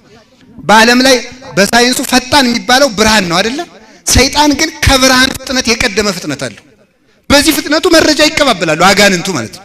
የተነገረን ማወቅ የሚችሉበት ስልጣን አላቸው። ያልተነገረን በልብ የታቀደን ነገር ግን አያውቁም። ስለዚህ ሁልጊዜ እያቀርን በየዛሬ ወር እቆርባለሁ፣ የዛሬ ወር እታርቃለሁ፣ የዛሬ ዓመት እንዲያደርጋለሁ እያልን በአንደበታችን እቅዶቻችን ስለምንዘረዝር ከዚህ የተነሳ ሰይጣን እያበላሸ ከአንደበታችን የተነሳ ይጎዳናል። እንዲያውም ሁለት መነኮሳት 58 ዓመት በሰይጣን ላይ ሲቀልዱበት ኖረዋል። ምን ያደርጋሉ መስላችሁ? ሊጸልዩ ሲያስቡ እስከ ዛሬ ስንጸልይ ይኖረናል፣ እስኪ ዛሬ ተኝተን እንደር ይላሉ። አይ እነዚህ እንቅልፋም ናቸው፣ ሌላ መነኩሴ ልፈልግ ብሎ ይሄዳል። በነገራችሁ ላይ ሌሊት የሚተኛ ሰው ሌሊት የሚጸልይ ሰው አለ አይደለ? ከሚጸልይ ሰው የተቃጠለ ሰይጣን እየመጣ እዚህ ላይ ነው የሚከማችበት ማለት ነው። የሚከማችበት ምን ያደርጋ መሰላችሁ? ከሚጸልየው ሰውዬ ጋር አንዱ ጋኔ በእንቅልፍ እጥልሃለሁ አጥለኝም፣ ያኛው በጸሎት ያንገበግባል፣ ይሄ በእንቅልፍ ያንገበግባል። ሰይጣን ሲታገሉ ያኛው ሰይጣን በደንብ ባርጎ የሰነፉ ሰይጣን ነው ያኛ ሰነፉ አጠገብ የነበረው በደንብ አድርጎ መተኛቱን ያረጋግጣል። ወቃ ለብርድ ልብስ አድርጎ ለጥማለቱን አረጋገጠ። አይ እንግዲህ ግንድ ነው ሌላ ፍልጋለድ ብሎ ሲሄድ ጓደኛው ሲንገበገብ ያለው ምን ይላል መስላችሁ? ና የኔው ጅል አለ ብሎ ወደዚያ ወደተኛው ወስዶ ይከማችበታል። ሌሊት ካልነቁ እናንተ አካባቢ ብቻ ያለው ሳይሆን ከሚጸልዩ ሰዎች የተባረረው ሰይጣን ሁሉ እናንተ ነው እየመጣ የሚከማቸው። እንዲሁ በሞት ይዣችኋለሁ ሌሊት ጸልዩ አዛኝም ነውር ነው። በነገራችሁ ላይ ፍትሐ ነገሥት ላይ ምናሉ አባቶቻችን ሌሊት የማይጸልይ ሰው ለዚህ ሌሊት ፈጣሪ የለውም ብሎ ከካደ ጋር እኩል ነው። አምላክ የለብኝም፣ ጌታ የለኝም፣ ባለቤት የለብኝም ብሎ እንደመካር ነው የሚያስቆጥረው። ሌሊት ተነስተን እግዚአብሔር ማመስገን አለብን። ከዚያ በሌሊት የታመነው ነው በቀን በሰላም እንድንውል የሚያደርገን። አላችሁ የላችሁም? እንደዚህ ይላሉ። ሊጸልዩ ሲያስቡ እንተኛ ይላሉ። ከባታቸው ጸንተው ሊኖሩ ሲያስቡ ደግሞ ስንት ዓመት ከዚህ ዋሻ ተቀመጥ እስኪ እንዙር ይላሉ። አይ እነዚህ ዘዋሪዎች ናቸው ብሎ ሌላ ፍለጋ ሲሄድ እነሱ እዚያው ቁጭ ይላሉ።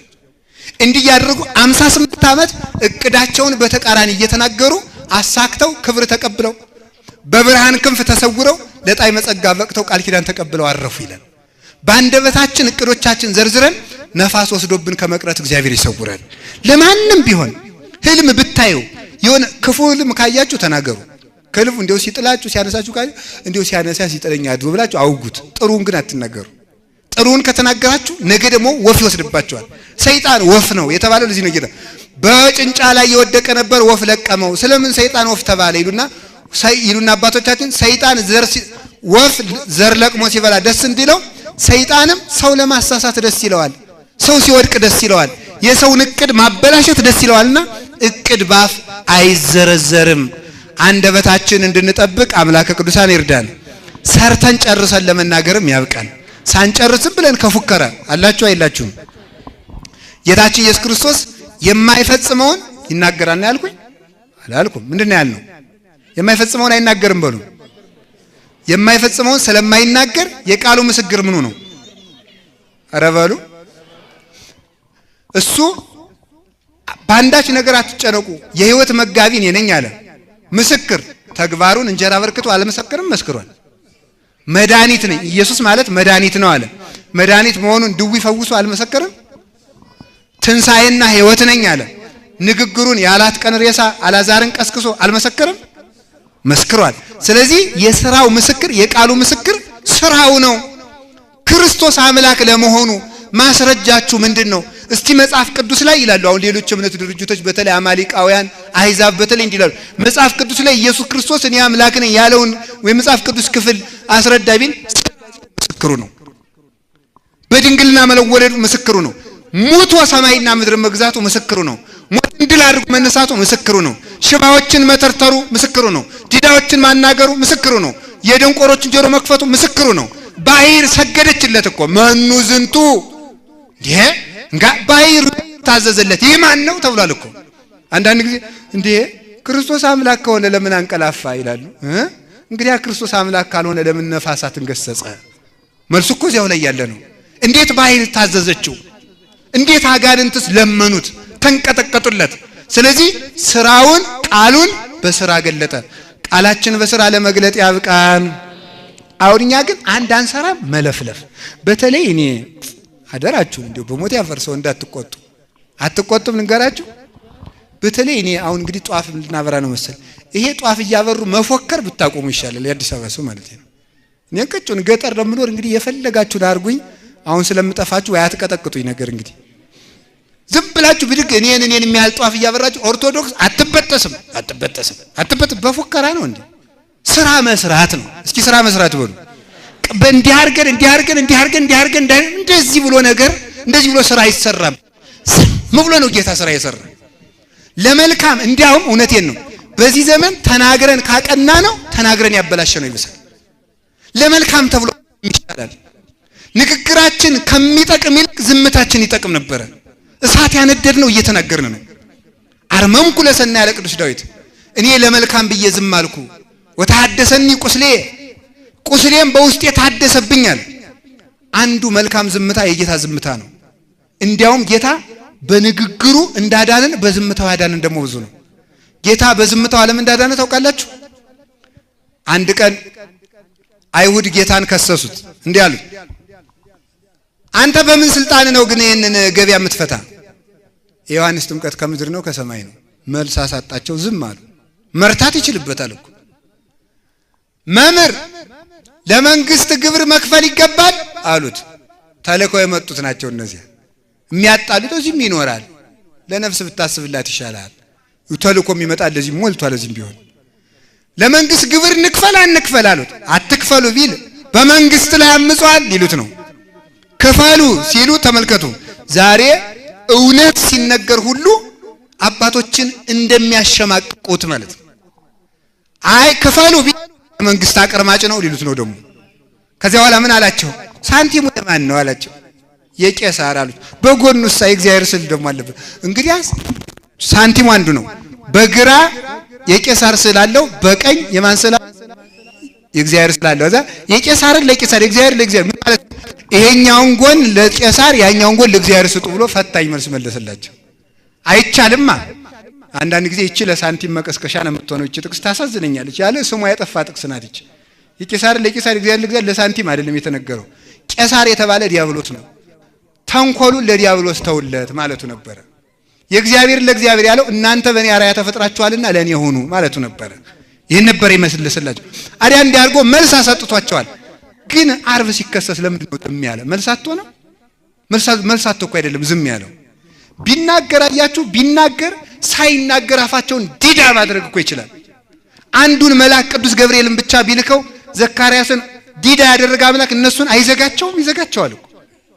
ዮርዳኖስን ወደ ታች የሚፈሰውን ወንዝ ወደ ላይ ፈሰስና ጠረጋቸው ቢል አይጠርጋቸውም? ይችላል።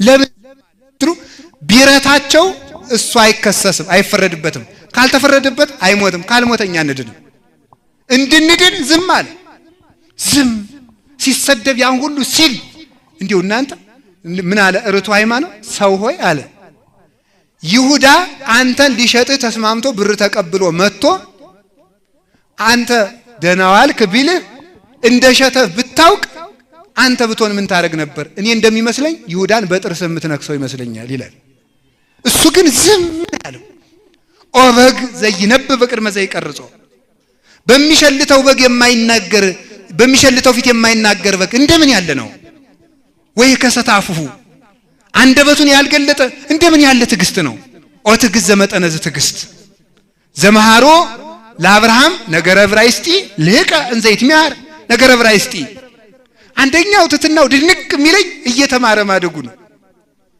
ለአብርሃም ቃልን ያስተምረውና አሌፍ ማለት ማን እንደማለት በዕብራይስጥ የዕብራይስጥ ቋንቋ አሌፍ በል ተባለ ጌታ እኮ ነው ትምህርት ገብቶ እግዚኦ ይገርመኛል ትምህርት አሁን እኛ እኮ ትቢታችን ሊቁ ሰማችሁ አላችሁ ስንሞጋገስ በቃ ሊቁ ብሉያቱን እንዲያርገው ታዲሳቱን ጨረር እንዲያሉ ሊቅ አንደበታቸው አይጠገብ ስንሞጋገስ ጀንበር ጥልቅ በቃ አንድ ስራ ሰንሰራ ህዝቡም ሊቅ እናንተ ቅዱሳን ምእመናን እናንተ ባትኖሩ ያለ እናንተ ምን ነበረን የቤተክርስቲያን ሰርታችሁ ስራቱን አውጥታችሁ አንድ እንጀራ በልታችሁ ቤት 100 ሺህ ምርቃር የምትመረቁ ድሮም የመስጠት ዘር ነበራችሁ እናንተ ያለ ማን አለ እናንተም ስትወደሱ ያም ስንወደስ ነው ምንል እሱ ግን ሊማር አሁን ምንድነው የሚባለው እናውቀዋለን አሁን በተለይ እንደዚህ አይደል የሚለው አይደለም የከተማ ሰው እንደዚህ አይደል በተለይ የመጽሐፍ ቅዱስ አፕሊኬሽን በስልካችሁ ከያዛችሁ ወዲህ ትቢታችሁ ወዴት አለ እኔ እንደውም አንብቤዋለሁ ማቴዎስ 5 ላይ ምን ይላል መሰለውት ይላል ሊጠይቅ መጥቶ እኮ ነው አይ ልጄ ዝሙት ክፉ ነው ሲሉት ንሳባቱ ሮሜ እንግዲህ አወቀው አሰረው ዱኮ ይጣል ይድረስ እኮ ነው እናንተ አው ያወቀ ይመስላል ለመማር እንኳን ፈቃደኞች አይደለን በእውነቱ ጥቂት ካወቅን አናስቀምጥም የሰማይ ጌታ ጫለ አሌፍ አለ ጌታ ቤት በላለው ሁለተኛው ለበል ማለት ነው አይ ምን ትርጓሜው ለአሌፍ መጀመሪያ የአሌፍን ትርጉም ንገረኝ አለው እዚያ በኋላ እንቀጥላለን አለው አይ ኤስ መምሬ ነው አላስተምረውም ብሎ ለእመቤታችን ሰጣት ኋላ ለሌላ መምር ሰጠችው ደግሞ ሌላ መምር ሰጥቶ ደግሞ መምሩ ጻፊ ነበረ ሲያስተምረው ቆይቶ ወደ ማጀት ሲገባ ቀዩን ቀለም ነጩ ቀለም ጥቁሩ ጋር ቀላቀለበት ድሮ መጥቶ በጥፍ ይመታው አንተ ቀለም ነው እንጂ ህግ አታውቅ ምግባር የሌለ መምር ነው ፊደል ማስተማር ብቻ ነው እንዴ የምታውቀው አለው ኧረ ያውኑ ይባስ ደግሞ ቀለሜን አጥፍተህ ትሳደባለህ ብሎ ደግሞ ሊመታው አይደለም ለምን ቀላቀልክብኝ ሳይሆን ለይልኝ ነው የሚባለው አለው ለይልኝ ብለህ ካቃታይ ነው የሚደበል ደርሰ ለምን ትፈርዳለህ አለው እሺ ለይልኝ አለው ለይቶ ደግሞ ቀዩ ለብቻ ጥቁሩ ለብቻ አድርጎ እኔ ለትትና ልማር መጣው እንጂ አንተ ፈጣሪ እኮ ነኝ ለማለት ለይቶ ሰጠው ኧረ ይሄ ነው አላስተምሩ ብሎ ለበቤታችን ሰጣት አንዱ ትግስቱ እንደዚህ እየተማረ ማደጉ ነው ከመምር እንደ ተማሪ ኋላ ደግሞ ዝም ብሎ አሁን የኛ ዕውቀት እኮ ጥቂት ካወቅናት ፈጽሞ ይችላልንም ካልተነፈስናት እንዴው ታውቃላችሁ ማናን እኔ ታውቃላችሁ አታውቁም አይደል ተመስገን ነው እንግዲህ አላወቃችሁ ምን ይደረጋል እና ቀኔ ተቀኝቶ ሁለት ተማሪዎች ቀኔ ተቀይተዋል እና አንደኛው ሲል ቃሌ አጽም እግዚኦ እየፎከረ ያረጋል ያንዲቱ እናት ለአጽም እግዚኦ ያለ ያደርጋል እንደው አንተዬ የገሊት ልጅ እንደው በደንብ ነው እንደው የሚሰማ አንተስ እንደው ምን እንደው ዝም ብለህ ያ እንደው እንዳልጎላ ዛር እየተጉለመለምክ እንደው አዋረድከኝ ምን አረገ ሁለት ቅሎችን አመጣና ቅል ታውቃላችሁ አይደል ካላውቃችሁ ደግሞ ባልዲ ያርጉት ችግር የለም ከኋላ በቅሉ ምን አረገበት ጠጠር ጠጠር ከሞላበት በኋላ ያኛውን ቅል አንዱ ሞላው እስከ ጫፉ ካንዱ ላይ 3 ጠጠሮች ብቻ አደረገበት አሁን ይሄንን ወዙ አላት እናቱን ስትወሰውጉዞ የሞላው ዝም አለ ያልሞላው ግን ቅጭል አለ እዛ ምን አላት አየሽ እናቴ የሚጮህ ባዶ ነው ማለት እስቲ የሚጮህ ባዶ ነው በሉ የሚጮህ ምንድነው ባዶ ነው ያወቀ ሰው ዝም ነው የሚለው በእውነቱ ማለት ፍጽሞ ያችን ያወቃት አይቸኩልም። እና ተመልከቱ ጌታ ያ ሁሉ ሲደረግለት ዝም አለ። ዝም በማለቱ ምክንያት የክሱን ሁኔታና ሞቱን አፋጠነ። ሲፋጠን የኛ ድነት ፈጠነ። ስለዚህ ምን አለ? ዝም እንግዲህ የማን እግዚአብሔር ያሳያችሁ ክርስቶስ የማን ክስ ነው በአንድ ቀን ተከሶ በአንድ ቀን ለሞት የሚያበቃ? ዓርብ 3 ሰዓት ተከሶ ለ6 ሰዓት ሞት የበቃ ክርስቶስ ብቻ ነው። ለምን ቢባል ዝም በማለቱ ነው። ለመልካም ዝም አለ። ለመልካም ዝም እንድንል አምላከ ቅዱሳን ይርዳን። ሰሚ ሳይኖር ከመናገርም ይጠብቀን። የምንሰራውን እንድንናገርም እግዚአብሔር ይርዳን። አላችሁ የላችሁም? አላችሁ የላችሁም? ከዛሬ ጀምሮ አንድ ትእዛዝ ትታዘዙኛላችሁ? አዛኘን በሉ እንጂ አዛኘን። በቃ እንግዲያስ ምንም ነገር እንደው አትናገሩ። በተለይ በየኢንተርኔቱ አትለፍልፉ። እስቲ እንዴት ትሞቱ እንደው ይውት እስቲ አሁን እንደው አይጣ ላይ ድረስ እኮ ነው በል እናንተን ብሎ የቤተ ክርስቲያን ተቆርቋሪ አሁን እንደው አለማፈራችሁ የዕለት ውዳሴ ማርያም ሳትደግሙ እድሜ ዘመናቸውን በምንኩስና ሲጋደሉ የኖሩትን ሁሉ አንድ ቀን ተሳሳቱ ብላችሁ ምረት የሌላችሁ እኮ ናችሁ። አዛኝ ለእናንተ ለምንድን ነው የማቀረምጠው? እንዴ ምረት የሌለው እኮ ሰይጣን ብቻ ነው። አትምሩንም አንድ ቀን። አሁን ዛሬ እኔን አክብራችሁ እየሰማችሁ ነው፣ እግዚአብሔር ይስማችሁ። ነገ ደግሞ ብሳሳት ምን ብታልፉን ብትምሩን ምን አለ? እግዚአብሔር እየማረን እናንተ አትምሩንም? በዚያውስ ላይ እናንተን የሚምር እግዚአብሔር እኛን አይምረንም? ለምን አይምረን? እናንተ ሙተህልኛልና ይቅር በለኝ ስትሉት ይቅር ካላችሁት ጌታዬ ኢየሱስ ክርስቶስ ቅዳሴ ቀድሼ ስጋህን የፈተትኩን እጄ ለሲኦል አታቃጥለው ብዬ ብለምን ነው እኔን አይምረኝ? ለምንድን ፈራጆች ምን ሆነው? ይሄ ከትዕቢተኛ ልቡና የሚመጣ እኮ ነው። እንዲያው ቅዱስ ዳዊት እንዲህ አለ፣ ተመልከቱ። እግዚአብሔር እንድን ያለው ይሴረውን እግዚአብሔር ለከናፍረ ጉሂሉት ወለልሳን እንተ ተዓቢ እግዚአብሔር የሽንገላ ከንፈሮችን ይነቅላቸዋል። ከፍ ከፍ ብላ የምትናገር ምላስንም ይነቅላታል ይላል። ከፍ ከፍ ብላ የምትናገር ምላስ በሞት ይበሉ። ከፍ ከፍ ብላ ምን የምትል ምላስ? የምትናገር ምላስ። ከፍ ከፍ ብላ የምትናገር ምላስ በማናት? በእግዚአብሔርን የሚሳደባሉ፣ መቤታችን የሚሳደባሉ፣ ከዚያ ቅዱሳን የሚሳደባሉ። ሌላስ ምን የሚሳደባሉ? አሁን ስድብ አድጎ የተደረሰ መሰላችሁ? ድሮ በጣም በሚያስደንቅ ሁኔታ አላችሁ የእግዚአብሔር ቤተሰቦች አላችሁ። እግዚአብሔር ከሁላችን ጋር ይሁን። ድሮ ጳጳስን ማየት ክርስቶስን እንደማየት ነበር የሚቆጠረው። በድሮ ክርስቲያኖች ዘንድ ጳጳስን ማየት ክርስቶስን እንደማየት ነበር። ዛሬ ጳጳስን መስደብ ጓደኛን ከመስደብ እኩል ነው። ሙልጭ አሁን አድጋ እመቤቴን እንደ ወላዲተ አምላክን የማንም ልኮኝ አይደለም የምናገረው፣ ስላሴ ያውቁታል። አድጋችሁ ከመላእክት ጋር ልታመሰግኑ ሲገባ አድጋችሁ ጳጳስ ለመስደብ መጣችሁ። ተሳደብ ሙልጭ አድርጎ መሳደብ። ከፍ ብላ የምትናገር ምላስን ይነቅላል። ምን አለ ዝም ብንል? በእውነቱ ጥፋትስ ቢኖር ዝም ብንል ምን አለ? እግዚአብሔር የመስተካከያ ጊዜ እኮ ይሰጥ ነበረ፣ እንድንስተካከልም ያደርጋል። ብትለምኑልስ ምን አለ? ቅዱስ ጴጥሮስ እኮ ቢታሰር ምእመናን ላይ ዘኮ ነው ያስፈቱት። እኛ ኃጢአት ቢያስረን ዘረኝነት ቢያስረን እናንተ ጸልያችሁ አስፈቱት። ሲጀመር ዛሬ ደግሞ አንድ ቤት ስራ ልስጣችሁ። ፈቃደኞች ናችሁ አይደል? ደግሞ ቀላል ነው የምሰጣችሁ። ሁላችሁም ውዳሴ ማርያም ስትጸልዩ የቤተ ክርስቲያናችን ፓትርያርኮችና የሀገረ ስብከቱ ሊቀ ጳጳስ በጸሎት ማንሳት ለአንድ ክርስቲያን ግዴታው። ሰምታችኋል አይደለም? ውዳሴ ማርያም ጸልያችሁ ስትጨርሱ ብፁዕ ቅዱስ አቡነ መርቆሬዎስ፣ ብፁዕ ቅዱስ አቡነ ማትያስን የሀገረ ስብከቱ ሊቀ ጳጳስ ማናቸው? እዚህ ብፁዕ አቡነ መልከጼዴቅ እነዚህን ጠብቅልን ተብሎ ይጸልያል። ይክፉም ይበጁም ይመርባቸውም ይክፋባቸውም ለነሱ ስንጸልይ እንኳንስ ቅን አስበው ጠማማ ሐሳብ ቢያስቡ እንኳን ቅን እንዲያስቡ እግዚአብሔር ይረዳቸዋል። በእኛ ልቅሶ እውነቱ ማለት ነው። አባት ማብቀል የምትችሉት እናንተ ናችሁ። አባት ማምከን የምትችሉ እናንተ ናችሁ። ካልጸለየና እናንተ የለበሳችሁት አፈር ነው ያለ፣ ሌላ የለንም። እኛ እኮ ከሰማይ የወረደ ስጋ የለንም። ልብሱ ሸፈነን እኮ እንጂ እናንተው ስጋ ነው ያለ። ተሳዳቢ መሆን በማንም አይጠቅም። በእውነት አላችሁ የላችሁም? እስቲ በሞቴ ገመና ሸፍኑና እግዚአብሔርን ፈትኑት። የአባቶች ገመና አንድ ተደጋጋሚ በየቦታው የምተርከው አንድ ታሪክ አለ። ግን ኃጢአት ፍቀዱልን፣ እንደው ለኃጢአታችን ጠበቃ ቆሙልን እያልኩ አይደለም። ቢያንስ ግን ዝም በሉና እድሜ ለንስሐ እንዲሰጠን ጸልዩ። እናንተም እግዚአብሔር እንዲያው አላችሁ። ያን ታሪክ ልድገመው አትቆጡኝም? የሰማችሁኝ ታገሱ፣ ያልሰማችሁኝ ስሙኝ እንግዲህ ማለት ነው። እና አንድ ባይታዊ ነበረ። ያ ባይታዊ አረፈና እንደሱ ያለ ንጹህ ባይታዊ ተካ። ይሄኛው ጀማሪው ባይታዊ ከተማ ሄደ።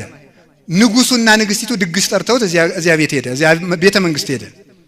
ቤተ መንግስት ሄደና ሲያበቃ በላ ጠጣ። ባይኑ ሴት አይቶ አያውቅ። እንደዚህ አድርጎ በልቶ ጠጥቶ ማያውቅ።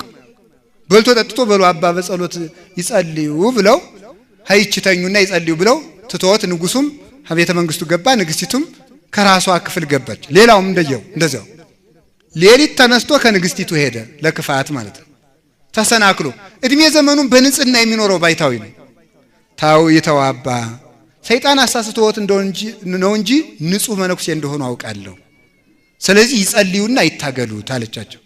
እዲያ ጸሎት ከኛ በላይ ደሞ አንቺ ጸሎት ልታስተምሪ ነው ብለው ክፋት እንድትሰራ ያስገድዷታል። ንግስቲቱ ጮኸች። ወታደሮች በሙሉ መጡ። ንጉሱም መጣ። ምን ሆነሽ ነው? አባም መፊቱ አቁመዋል። ምን ሆነሽ ነው የጮህሽው አሏት። እኒህ መነኩሴ የሚጸልዩት ጸሎት ሲጸልዩ ካፋቸው የሚወጣው ብርሃን አስደንግጦኝ አለች። እንደዚያ ስትል ምን አሉ? አባ እርር ብሎ አለቀሱ። ኧረ እኔስ በሱ አይደለም ባቲ እዚያ በኋላ ምን አለ? ንጉሱም ወታደሮችም አባቴ በረከቶች ድረስን እያሉ ፎጣቸውን ሁሉ ያን ቀሚሳቸውን እየዳሰሱ በሙሉ እንደ እምነታቸው በረከት ተቀበሉ። አባም እንዲህ አድርገህ ገመናዬን ይሸፍንልኝ አምላክ ብለው አለቀሱ። ወስደው ከገዳማ ንግስቲቱም ንጉሱም አድርሰው ንግስቲቱ በምስጢር እንደዚህ የሆንከው ክፉ ሰው ስለሆንክ ሳይሆን ቀንጥሎህ ነው፣ አይተው ወደማታውቀው ከተማ ገብተህ ነው። አይዞህ አባቴ በርታ፣ እንግዲህ ወደዚህ ከተማ አትምጣ፣ ስንቅህን እዚያው እንልክልሃለን ብለው ከተማ እዚያው ገዳም አስቀምጠው ክንፍ አውጥቶ እስከሚሰወር ድረስ አደረሱት ማለት ነው። ገመና ብንሸፍን እኮ ብዙ አባቶቻችን ለክብር እናበቃቸው ነበር። ግን ተመልከቱ፣ የወደቀን አጥር ማንም ይገፋዋል ይባላል። አንድ ቀን ከተሳሳትን ሰይጣን ነው የምንመስል። ሰይጣንና እባብ አንድ ናቸው ይላል። እባብ ትንሽ መሬት ላይ ትንሽ ቀዳዳ ካገኘ ያችን ሰፋ አድርጎ ሰንጥቋት ይገባል። ሰይጣን ደግሞ እምከመረከበ ንዑሰ ሙባውቱ ያርህቦ ለንዑስ መካን መጠነ ምህላፈ ገመል ጽኡን። ሰይጣን አለ ተመልከቱ፣ የመርፌ ቀዳዳ ያክል ትንሽ ነገር ካገኘ የተጫነ ግመል የሚገባበትን ያህል አስፋፍቶ ይገባል ይላል። የሰው ስህተት የሚለቅም እሱ ምንድነው? ሰይጣን ነው።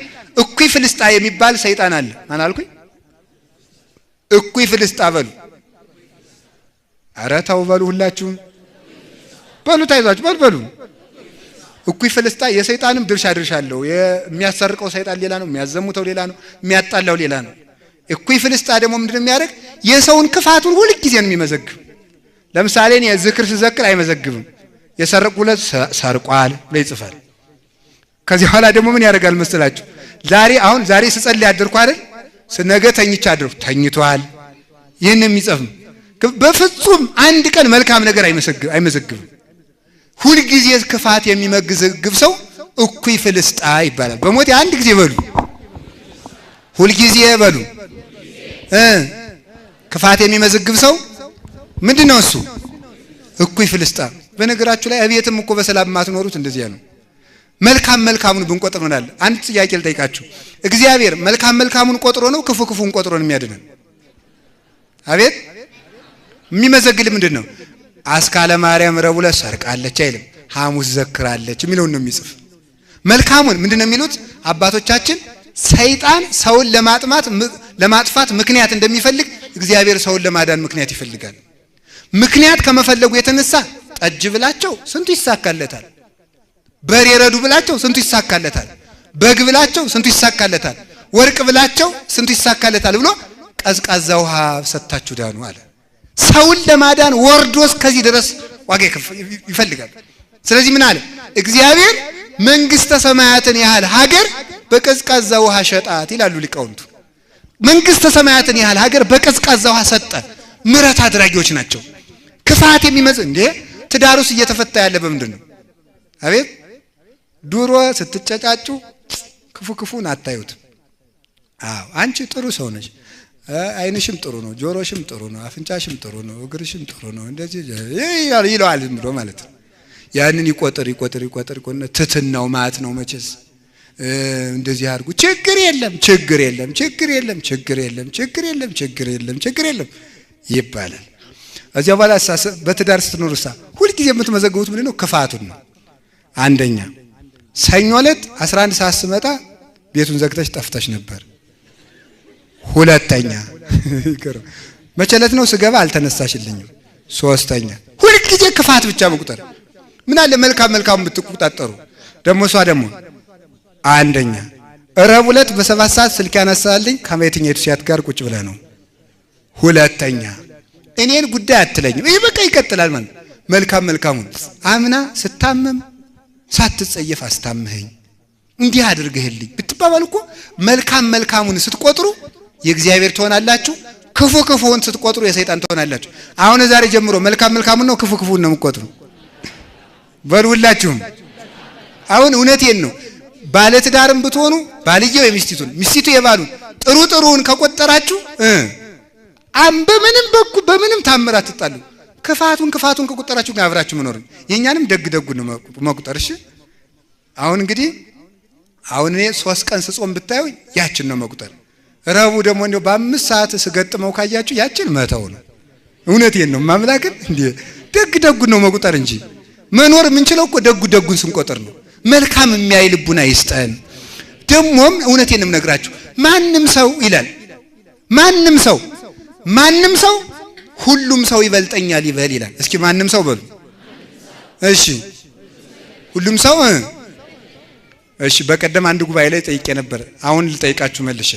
አሁን እዚህ አንድ ጳጳስ ቢመጡና መስቀላቸው እንዲህ አድርገው ቢባርኳችሁ አትነሱም? ትነሳላችሁ? በጣም ግሩም። አሁን አንድ ጨርቁን የጣለ እብድ መጥቶ ጤና ይስጥልኝ ነው ያላችሁ፣ ትነሳላችሁ? አትነሱ? ለምን? ማንም ሰው ይበልጠኛል በሉ አላልኳችሁ? እብድም ቢሆን ይበልጠኛል ማለት አለብን። እስኪ በሉ እብድም ቢሆን እብድ እንኳን ቢሆን ይበልጠኛል በሉ ተብለን ሙልጭ አድርጎ ሰው ካህናትን መሳደብ ይሄ ነውር ነው። ማምለክ ከፍ ብላ የምትናገር ምላስ ትነቀላለች፣ እግዚአብሔር ይዘጋታል። አሁንም ቢሆን መልካም በማንም ላይ ደግሞ መፍረድ አንችልም። ከኛ ያነሰ ቢመስለን እንኳን ሲጀመር ክፉ አንደበት የሚመጣው ከምንድን ነው ይሉና ሊቃውንት ሲናገሩ ክፉ አንደበት የሚመጣው ከትዕቢተኛ ልብ ነው ይላል። ከምን ልብ? እኔ ይሻላለሁ ከሚል ልብ ማለት ነው። አንዱ አይሁዳዊና ያኛው ፈሪሳው አብረው ለጸሎት ቆመው አይደል? ያኛው ምንድነው የሚለው? ሳምራዊና አይሁዳዊ አብረው ለጸሎት ቆመው ሳምራዊ አንተን ቀና ብዬ ማየት አልችልም ብሎ ዝም ብሎ እንዲህ ብሎ ዝም ብሎ ቆመ። ያኛው ደግሞ እንደዚህ ሰው ያራረክ ተመስገን፣ በሳምንቱ ለቀን እጾማለሁ፣ እንደዚህ አደርጋለሁ ተመስገን ይላል። አሁን እኮ ብዙ ሰው እኮ የሚረካው ራሱን እያነጻጸረ እኔ ተመስገን አስቀድሳለሁ ንስሐ አለኝ ነገር ያለው አይደል እንደ 24 ሰዓት የሚዘፍኑት ይላል። የዚያኛው ሳይሰማ የዚያኛው ተሰምቶ ራሳችን በማነጻጸር ፈራጅ የሚሆን ሲጀመር በመጽሐፈ ገነት ምንድነው ተብሎ የተነገረው መሰላችሁ? የሚፈርድ ሰው የክርስቶስ ጠላት ነው። እስኪ በሉ የሚፈርድ ሰው የማን ጠላት ነው? የክርስቶስ ጠላት ነው። እንዲያውም ይላል በክርስቶስ ስልጣን የገባ ነው። ለምን? መፍረድ የክርስቶስ ስልጣን ነው።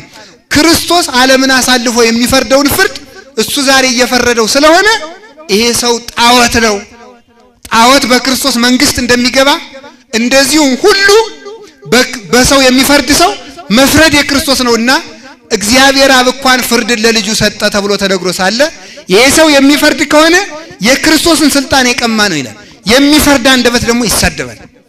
ደሞም እኮ በሌሎች ላይ እገሌ ሌባ፣ ሞላጫ፣ ዘማዊ፣ እርኩስ ያልነውን እኮ ቀኑን ቀይረ ነው እንጂ እኛ በሌላ ቀን ሰርተነዋል እኮ አልሰራነው? ሰርተነዋል። ሌላ ላይ የነቀፍነውን እኛ መጠኑ ሊለያይ ይችላል። መጠኑ አንዱ 100 ሺህ ብር ይሰርቃል፣ አንዱ 10 ብር ይሰርቃል። እንዴ ብዙ ሰው እኮ እናውቀዋለን። የከተማ ሰው እኮ ስለት የሚያገባ ያሰረቀው ከፍሎ ነው። 50 ሺህ ብር በንግዱ ይሰርቅና 10ዋን አምጥቶ ይሰጥና ምን ይላል መሰላችሁ? ለቅዱስ ገብርኤል 10 ሺህ ብር ሰጥቻለሁ ይላል። 40ዋ ግን ተሰርቃለች። ተካፍለን እንብላ እግዚአብሔር ወይ እንቻቻል ነው ነገሩ አይደለም? ሰርቀን እኮ ነው። አሁን እንዲሁም ያልሰረቀ ነው ምንድነው ያለን? እስቲ ያ አይናችን ሌባ፣ እግራችን ሌባ፣ ጆሮአችን ሌባ ቀኑ በሌላ ቀን እኛ የሰራነው ነገር ቢበዛ እንጂ የማያንስ ኃጢአት ሞልቶን የምንፈርድ እንዴት ነን? እንዲያውም እንኳንስ በሌላው በወንበዴ እንኳን አትፍረድ ለመሪከ ፈያታዊ ወዘማዊ በል ባይቲ አምር ለማይቀድመኒ በዊ አውስተ ገነት ከመፈያታዊ ዘይማን አንተ ሰው ሌባ ብታይ ወንበዴ ብታይ ቀጣፊ ብታይ ይሄ ሰው እኔን ቀድሞ እንደ ፈያታዊ ዘይማን ገነት ይገባ እንደው ምን አውቃለሁ እያልከለፍ እንጂ በማንም ሰው ላይ አትፍረድ ይላል። ሌላው አንዱ ንግግር የሚመጣው ከድንቁርና ነው። እስኪ ከድንቁርና በሉ የማይገባ ንግግር ከምን ይመጣል? አረ በሉ ከምን? ቅዱስ ዮሐንስ ዘደማስቆ የሚባል ሊቅ ዓለምን የሚያጠፉ 3 ነገሮች አሉ ይላል። ስንፍና፣ መርሳትና ድንቁርና ናቸው። ምን ናቸው? ስንፍና፣ እሺ፣ መርሳት። አሁን ለምሳሌ የኢትዮጵያ ኦርቶዶክስ ተዋሕዶ ቤተክርስቲያን የምትሰቃየው በስንፍናችን አይደለም? በስንፍናችን ስንት ነገር አስወሰድን፣ ስንት ነገር ተቀማን፣ ከስንቱ ነገር ተሰደን። ስንፍናችን ነው። ሁላችንም የድርሻችን ባለመወጣታችን። ሌላው ቀርቶ ልጅ ስናሳድግ እንኳን የሀገር ፍቅር፣ ሃይማኖት፣ የወገን ፍቅር ሰጥተን ባለማሳደጋችን ራስ ወዳድና ስግብግብ ብቻውን ከተመቸው ከበላ ከጠጣ ምንም የማይመስለው ለሀገር የማይቆረቆር ትውልድ በማፍራታችን ነው ቤተክርስቲያን በራሷ ርስት እንግዳ በተቀበለችበት ሀገር እየተሰደደች ያለች። አንዱ ስንፍናችን ነው።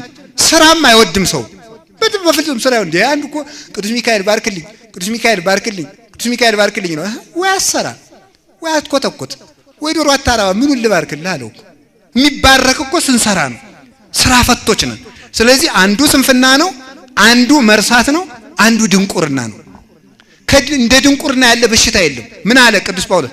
አምላክን እንዲሰቀል ያደረገው ድንቁርና አይደለም? ድንቁርና ሶበሰ አይመርዎ እሚሰቀልዎ ለእግዚአብሔር ስብሐት አውቀውትስ ቢሆን የክብርን ባለቤት ባልሰቀሉት ነበር አለ። አውቀውትስ ቢሆን የክብርን ባለቤት ባልሰቀሉት ነበር። ካለማወቃችን የተነሳ ያወቅን እየመሰለን የተቆረቆርን እየመሰለን ለቤተ ክርስቲያንና ለእግዚአብሔር ጠበቃ የቆምን እየመሰለን ስንቱን ነገር እናበላሸዋለን። ስለዚህ ነው ሲራክ ሳትመረምር አትንቀፍ ብሎ የተናገረ። ሳትመረምር አትንቀፍ፣ የማታውቀው ደግሞ አትናገር። እይጻ አብይ ነገር ማፉክሙ፣ ታላቅ ነገር ከምላሳችሁ አይውጣ። ማንም ሰው ይላል ተመልከቱ፣ በፍርድ ቀን ስለተናገረው ነገር መልስ እንደሚሰጥበት ይወቅ። ሞት ወህይወት ውስጥ አይደልሳን፣ ሞትም ህይወት በምላስ እጅ ነው ተብሎ ተነግሯል። ካለማወቃችን የተነሳ ያወቅን የመሰለንን ሁሉ ከመናገር እግዚአብሔር ይሰውራል። ምን የመሰለንን ያልኳችሁ አንድ አባጋቶን ነው። አባጋቶን የበቃ አባት ነውና ከመጽሐፍ ቅዱስ አንድ ጥቅስ አወጣና የዚህን ጥቅስ ትርጉም የሚነግረኝ ማን ነው ብለው መነኮሳትን ፈጠሩ። ሁሉም እኔ ብለው መለሱ የመስላቸውን እና የተማሩትንም ጭምር። ሁሉም ግን የተማሩም አሉ። አንድ አባት ግን ምን አለ? አላውቀውም አለ። መልሱን ያገኘው ይሄ አባት ነው አለ። አላውቀውም ያለ ሰው ትምህርት ይሰጠዋል። ኢዮብን ታስታውሱታላችሁ? ምንድነው ያለ? ዝም እላለሁ አስተምሩኝ ነው ያለ። እስኪ በሉ ሁላችሁ ዝም እላለሁ ምን በሉኝ? አስተምሩኝ። እግዚአብሔር ዝም ካል መምህር ይልክልናል፣ እንድንጠፋም አያደርገንም። የምንለፈልፍ ከሆነማ እንግዲህ አማራሳችሁ ተወጡት ብሎ ዝም ይላል። መበላላት ቀራችሁ ያለ እኮ ቅዱስ ጳውሎስ ነው። እርስ በርሳችሁ የምትነቃቀፉ ከሆነ የቀራችሁ መነካከስ ብቻ ነው ያለው። ለዚህ ነው ገመናችን ሁሉ እያወጣን መዘርገፍ። እግዚአብሔር የተጠበቀ ልቡና ይስጠን። አላችሁ የሆነ እግዚአብሔር ከሁላችን ጋር ይሁን። አንደኛው ከድንቁርና፣ ሁለተኛው ከትዕቢት፣ ሶስተኛው ከሐሜተኛ ከእንደዚህ ያለው ነገር ሁሉ ይመጣል። ሌላው ተቆርቋሪነት በመምሰል በዚህ ሁሉ ንግግር ይመጣል። እንግዲህ ቁጣ በመጣብን ጊዜ ባላወቅን ጊዜ አፋችንን መግታት ይገባል። በንግግራቸው የተጎዱ ብዙ ሰዎች አሉ። ናቡከደነጾርን ታውቁታላችሁ? በጣም ግሩም ነው። ምንድነው? ንጉስ ነው አይደል? እሱ ምንድነው ያለ? እሱ አውሬ እንደነበረ ታውቃላችሁ አይደል? ምንድነው አውሬ ያደረገው? አፉ እኮ ነው፣ ሌላ አይደለም። ምን አለ? አንድ ቀን የሴት ወይዘሮ እንደው በልቶ ጠጥቶ ተኝቶ ተነስቶ በነጠላ ጫማ በሰገነት ላይ ሲመላለስ እንደው ነፋስ ሲቀበል የሴት ወይዘሮ የወንድ መኳንንቱ ንጉስ ሻመት ያንግስ እያለ ሲሰግድለት እንደ ትቢያ ሲረገጥለት እንደ ሻሽን ይጥፍለት እንደ ግን ሲረበረብለት አይ በእውነቱ የናቡከደነጾር ዓለምን እንደሰማ አቅርጬ እንደ ግልቀጥቅጬ ገዘዋት እንደኔ ያለ ማን አለ ብሎ ዝም ቢል ወደ ላይ ድምጽ አጣ። ባቢሎንን የፈጠርኳት እኔ ነኝ እንዴ ያለ ደግሞ መልሶ ዲው ካይደር ሰው እኮ ዝም ካሉት እኮ የማይለው የለው። ነኝ እንዲህ አለ። ኋላ እግዚአብሔር ወዲያው ጅራት አውጥቶ ጠጉር አውጥቶ አውሬ ያደረገው፣ ቀበሮ አደረገው፣ አሳማ አደረገው፣ እሬ አደረገው። ዘለ የራሱ ወታደሮች የምን አሳማ ነው አንተ ረንጃ በለው እየገረፋ አስወጥቶ ሰደዱት። አፍ አውሬ ያደርጋል፣ በሞት አፍ አውሬ ያደርጋል ብሎ ከራሱ ቤተ መንግስት እንዲሰደድ ያደረገው ምኑ ነው? አፉ ነው። አስወጥቶ ሰደደው። አውሬ እየበላ አውሬ ሆኖ እየበላ ኋላ እግዚአብሔር ቸር አይደል ደግሞ የአራዊት ንጉስ አደረገው። እዚህ ውስጥ የአራዊት ንጉስ አድርጎት አራዊቱ ሊሰግዱለታል፣ ይሰግዱለታል። ያደኑትን አምጥቶ ባፋቸው ይሰጡታል። አይምሮውን አላበላሸበትም። አይደል እንደው ጅራቱን እግሩን እንደዚያ ነው ያደረገው። ወላ ምን ይላል ደግሞ ባይምሮ ደግሞ ተመልከ አፉ ስለማይነገር ደግሞ በልቡ ተናገረ። ምን ብሎ ተናገረ መሰላችሁ? እኔ በፊት የነበሩ ነገስታት ሰው ይገዙ ነበር፣ ደግሞ እኔ ሳውሬ መግዛት ጀመርኩ። ይሄስ ጎበዝ ፈጣሪ ነው የመሰለው እውነትም ማለት ነው አለና ይሁላችሁ አፍ ያመጣው ዳኮ ነው ሁሉ ቆዳውን እግዚአብሔር የውስጡን ገለበጠና ምን አረገው?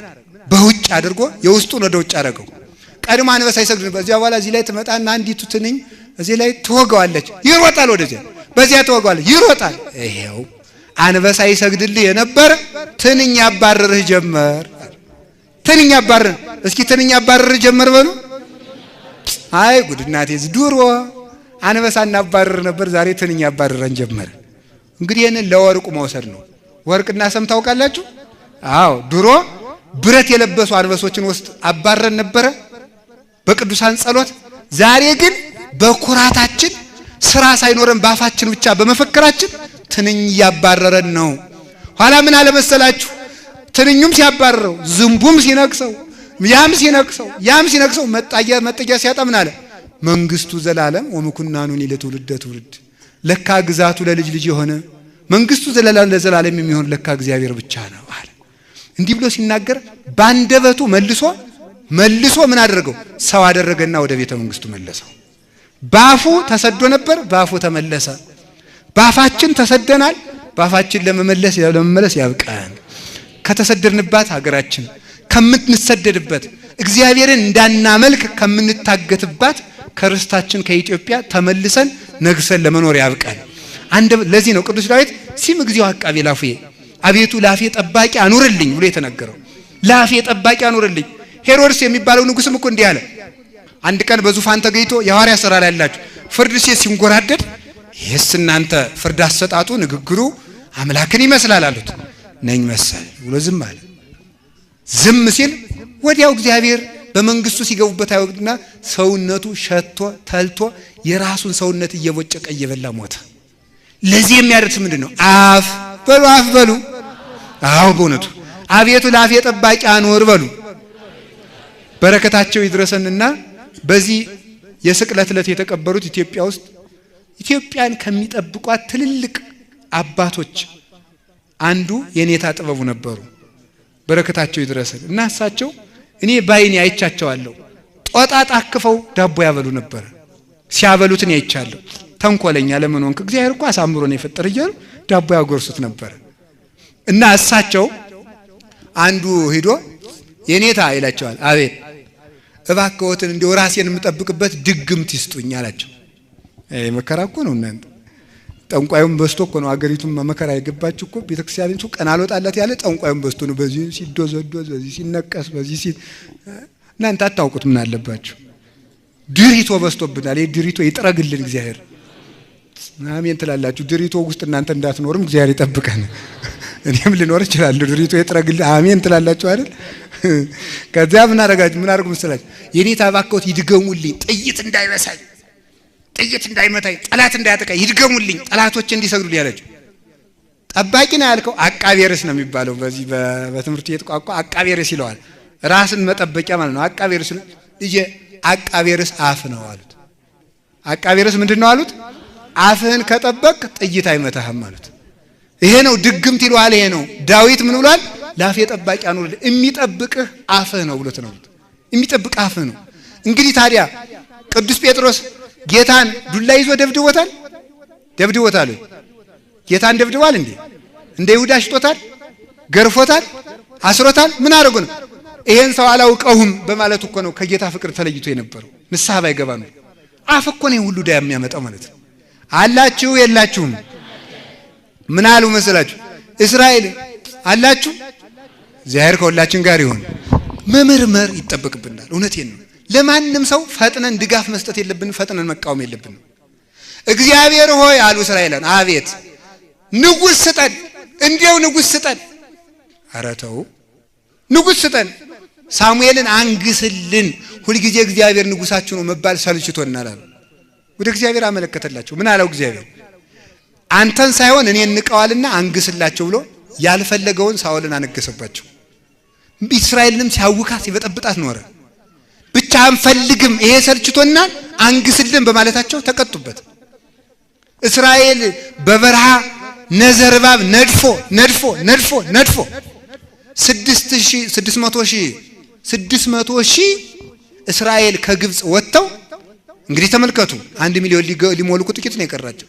ወጥተው እኮ 2 ሰዎች ብቻ ነው እኮ ርስት የወረሱ። በምናቸው?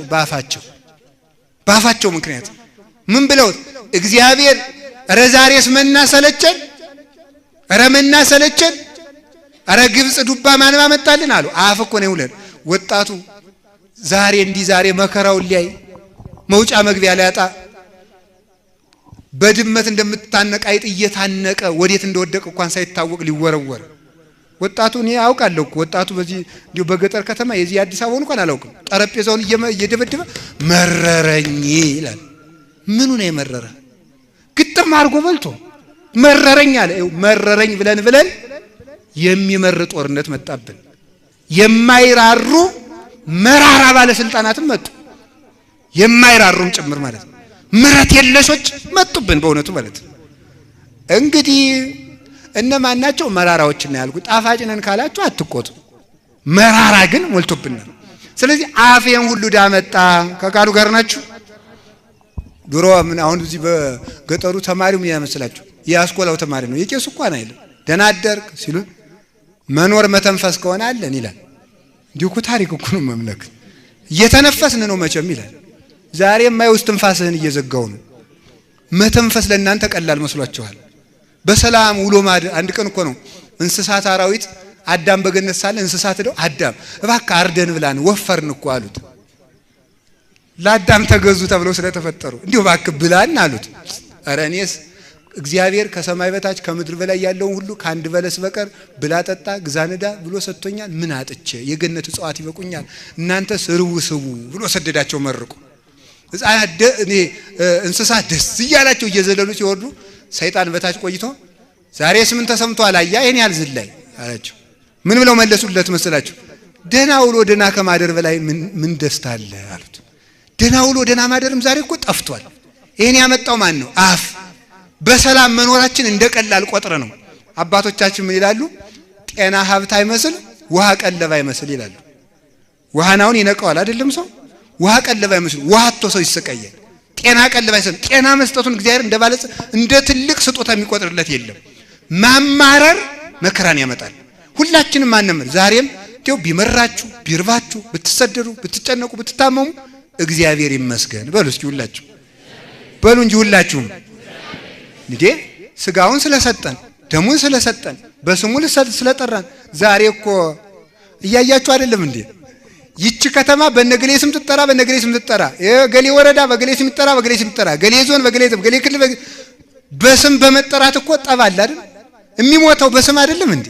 በስም እኮ ነው። የኛ ስም ነው የሚጠራው፣ የኛ ስም ነው የሚጠራው ነው እኮ። እግዚአብሔር ግን በስሙ ስንጠራ አልከለከለን ነው። እስቲ እግዚአብሔር ይመስገን በሉ። ሰዎች ከጠባብ መሬት እንድንኖር እየከለከሉን ነው። ጌታ ግን ስጋውን ሲሰጠን አልከለከለን ነው። ደሙን ሲሰጠን አልከለከለን ነው። የእናት አማላጅ ሲሰጠን አልከለከለን ነው። የብርሃን ሀገር ሲሰጠን አልከለከለን ነው። ሁላችሁ እግዚአብሔር ይመስገን በሉ። ስለ ሁሉም ነገር ምን ይሁን? ቅዱስ ዮሐንስ ተሰቃይቶ ቅዱስ ዮሐንስ አፈወርቅ ተሰቃይቶ ተሰዶ መከራውን አይቶ ያን ሁሉ ግፍ ተቀብሎ መጨረሻ ላይ ሲያርፍ ስለ ሁሉም ነገር ክብር ለእግዚአብሔር ይሁናል። እስኪ በሉ ሁላችሁም ስለ ሁሉም ነገር በሉ። ስለ ሞትንም ስለ ታሰርንም ስለ ተሰደድንም ስለ ተሰቃየንም ስለ ታረድንም ስለ ተቃጠልንም ስለ ሁሉም ነገር እግዚአብሔር ይመስገን በሉ። እግዚአብሔር ይመስገን ነው። አንደበታችን ምን ለማድረግ ነው የተሰጠን? ቦቱ ይላል ተመልከቱ። መተንብል ውእቱ ዘይረክቡ ቦቱ ኩሎሙ ክርስቲያን መፍቅዶሙ። አፍ የተሰራው ሰው ከእግዚአብሔር ለምኖ ፈቃዱን ሊቀበልበት ነው ይላል። ወምንዳል ወመገስጽ ውእቱ ዘይሐድ ተመልከቱ ህሱማተ ነገራተ ክፉ ነገሮችን ጸጥ እናደርግበት ዘንድ የሰላም ተግሳጽ ልንገስጽበት የተሰራ ነው። ከዚያ በኋላ ተመልከቱ ናዛዚ ውእቱ ዘይሐድ ኩሎን ትካዛተ ትካዜንና ሐዘንን አርቀን ልናጽናናበት የተሰጠን ማጽናኛ አንድ ለምኖ መቀበያ ሁለት ሰላም መናገሪያ የተሰራ ነው። እግዚአብሔር ማመስገኛ የተሰጠን ነው። ስለዚህ ሰው ባፉ ይጸድቃል፣ ሰው ባሱ ይጠቀማል። ሰርተን ለመጠቀም ያብቃን። ሰርተን ለመጠቀም ያብቃን። አፍ ቅዱስ አባጋቶንን ታውቁታላችሁ አይደል? አባጋቶን አሁን ስለምናገረው ነገር አትቆጡ። በጣም ግሩምሽ እና የቅዱስ አባጋቶን እናት አባቱ በጊዜ ይሞታል። ኋላ ሴቶች እኮ ዘማውያን ናቸው ይላል ጓደኛው። አይ ሁሉም ሴቶች አይደሉም የሚዘሙቱም አሉ። የኔ እናት ግን ቁም ነገረኛ ናት አለ። ቁም ነገረኛ ከሆነች እስኪ አንተ ሌላ ወንድ መስለ ዛሬ ማታ አንቺ ጋር ላድር ነው በላት አለ። ሄደ እናቱ እንደዚያ ብሎ ተወራርደው እኮ ነው እንደዚህ ብሎ መፈተንም ልክ አይደለም። አፍ እኮ ነው ሁሉም ያመጣው። ኋላ ምን አደረገ? ሄደና እዚህ ቤት አላይ በቃ የሚያልፈው ክርክር አለፈ፣ የሚያልፈው ክርክር አለፈ፣ የሚያልፈው ክርክር አለፈ። አብሮ ከእናቱ ጋር ባንድ አልጋ ተኛ። በኋላ መጨረሻ ላይ እሱ ወደ ታች ዙሮተኛ፣ እናቱ ወደ ላይ ዙራ ስተኛ እሱ ወደ ታች ዙሮተኛ። ምን ሆነ ነው እንደምታረግ አለ። አይ የወጣውበትን ማህፀን እያመሰግንኩ ነው አለ። ማን አንተ ብትለው እኔ እኮ ልጅሽ ነኝ አላት። ከልጄ ጋር ነው የተዋረድኩ ብላ ውርደቷን ላለመስማትና ላለማየት ታንቃ ሞተች። እናቴን ያስገደለ አፌ ነው ብሎ እስከሚሞት ድረስ ድንጋይ ነክሶ ሳይናገር ሞተ። በቅድስና ማለት ነው። እናቴን ያስገደላት አፌ ነው። እንደዋዛ የወረወር ነው የቀለድ ነው ነገር ስንት ጦርነት አስነስቷል። ስንት ሰው አስገድሏል መሰላችሁ። ስንት ማህበር በታትኗል። ስንት አንድነት አናግቷል። ስለዚህ እግዚአብሔር ቤተሰቦች አፋችንን እግዚአብሔር ይጠብቅልን። አፋችሁን እንዲሁ ከርክሙት። ምንድነው ያለ? እንግዲህ ዝምታን እንዴት መለማመድ ይቻላል ካላችሁኝ ምን ማለት ነው? ዝምታን መናገር የሚችለው የማናውቀውን ዝም በማለት እየሰማችሁ ነው። የማናውቀውን ነገር ዝም በማለት እውነትና ትክክል የሆነ ነገር በመናገር እውነት ቢሆን እንኳን በፍቅር ካልተነገረ ግን ውሸት ነው። ቅዱስ ጳውሎስ ኤፌሶን ምዕራፍ 4 ላይ ምን አለ? እውነትን በፍቅር እያያዝን ወደ ክርስቶስ እንደግ። እስኪ እውነትን በፍቅር እያያዝን በሉ። እውነትን በምን እያያዝን? እውነት ቢሆንም ፍቅር ከሌለው ግን ገና እውነት ይዘናል ብለን ግን እውነት ነው ብለን ብንዘረግፈው የሚያጠፋን ከሆነ ልክ አይደለንም። እውነት በፍቅር መያዝ አለበት። በፍቅር መናገር አለብን። መርምረን መናገር አለብን። መልካም ነገር ካልሆነ ከሌለን ዝም እንበል። ለዚህ ነው እንዲህ አለ ቲቶ ምዕራፍ 2 ቁጥር 1 ላይ ወአንተሰ ንግር በዘይደሉ ለትምህርተ ሕይወት፣ አንተ ለሕይወት የሚሆን ቃል ተናገር ነው ያለው። እስኪ ለሕይወት የሚሆን ቃል በሉ።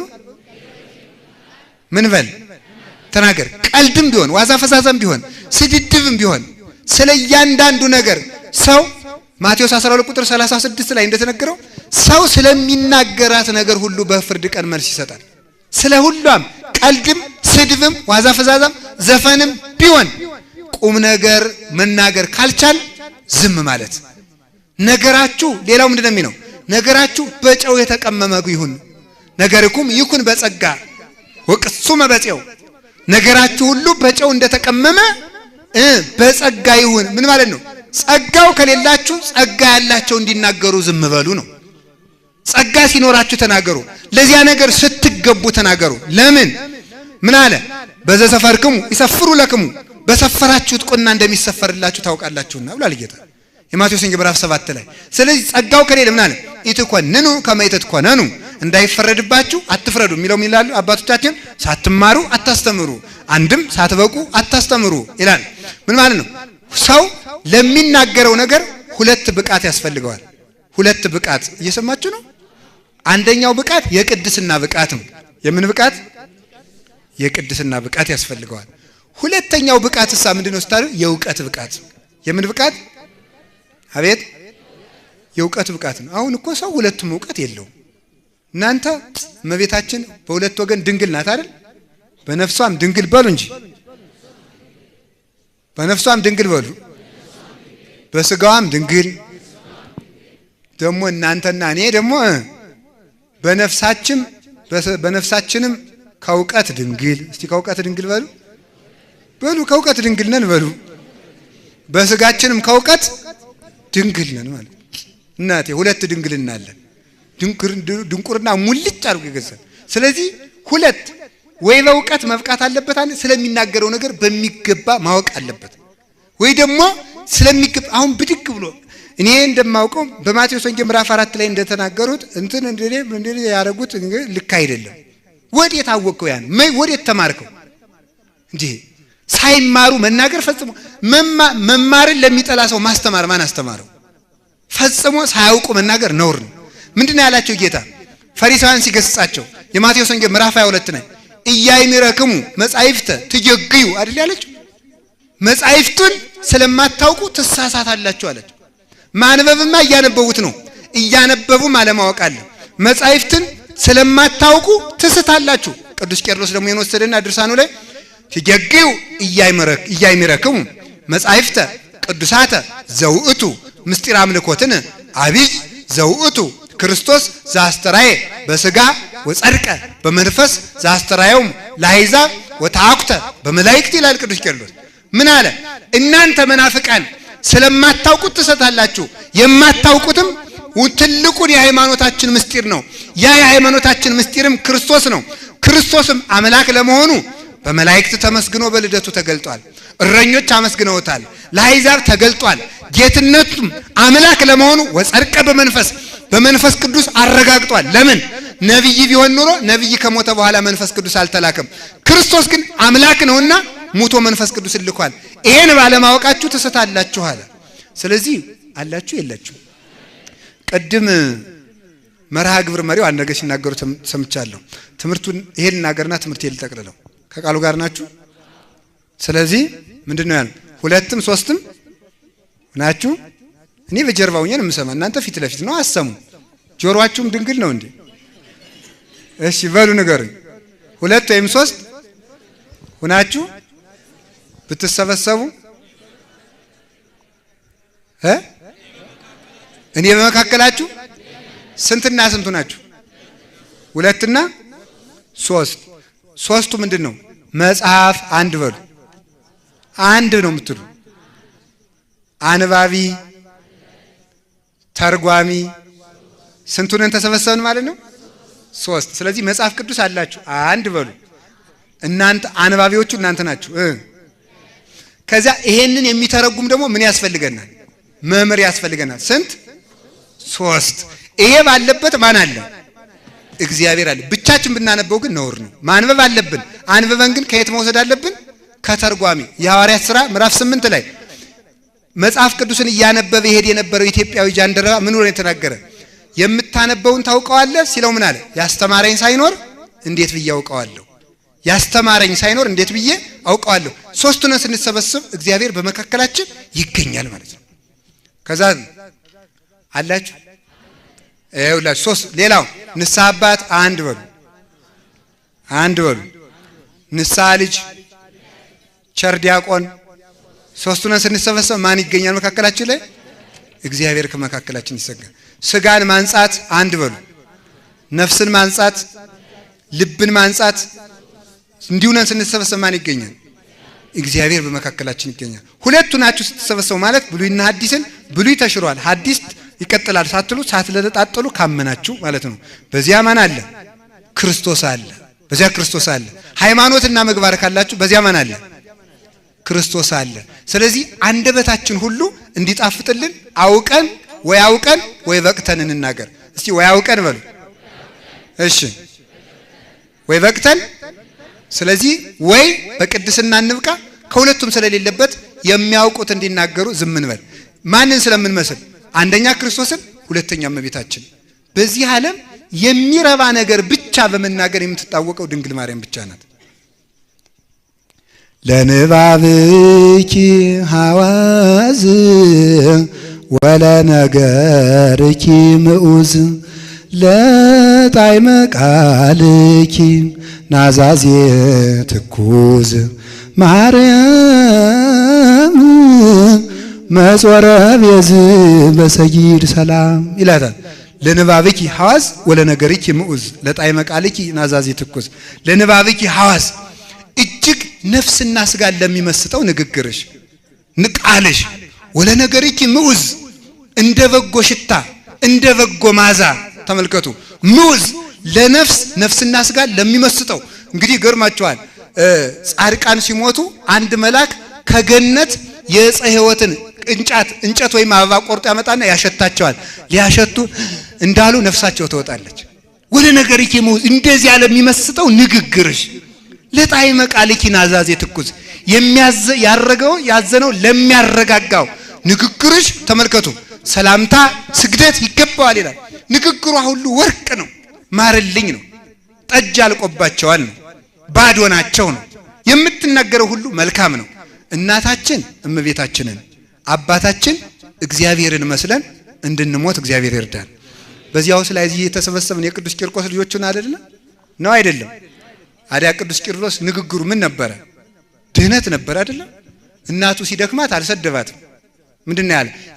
እናቱ የሚፈላውን በርሚል ስታይ እሱ ደግሞ የሰማዩን አክሊል ያይ ነበር። እናቱ በርሚሉን አይታ እዚህ ገብቼ ልድን ነው አለ።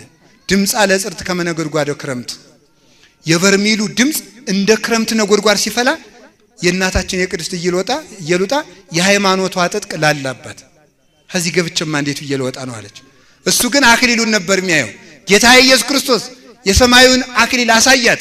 እትፍሪም ንፈጽም ገድለነ ሕፃን ልጅ እናቱን ወደ መሶብ ነበር እየጎተተ የሚወስድ፣ እሱ ደግሞ ወደ እሳት እየጎተተ ወሰዳት። ጸልይላት። ከዚህ የተነሳ ምን አደረግ? እሱ ሲገቡ ማድ ላይ መጣ። እግዚአብሔር እኮ ቸር ነው። ስንከሰስ ዝም፣ ስንታሰር ዝም፣ ሲመሰከርብን ዝም፣ ሲወሰንብን ዝም፣ እሳቱ ሲነድ ዝም፣ በርሚሉ ሲፈላ ዝም። ስንገባ ግን ገብርኤልን ይልካል። ስንገባ ቅዱስ ገብርኤልን ልኮ ጸጥ አደረገላቸው። ይህንን ያደረገው ምንድነው? ባንደበቱ እኮ ጸልዮላት ነው።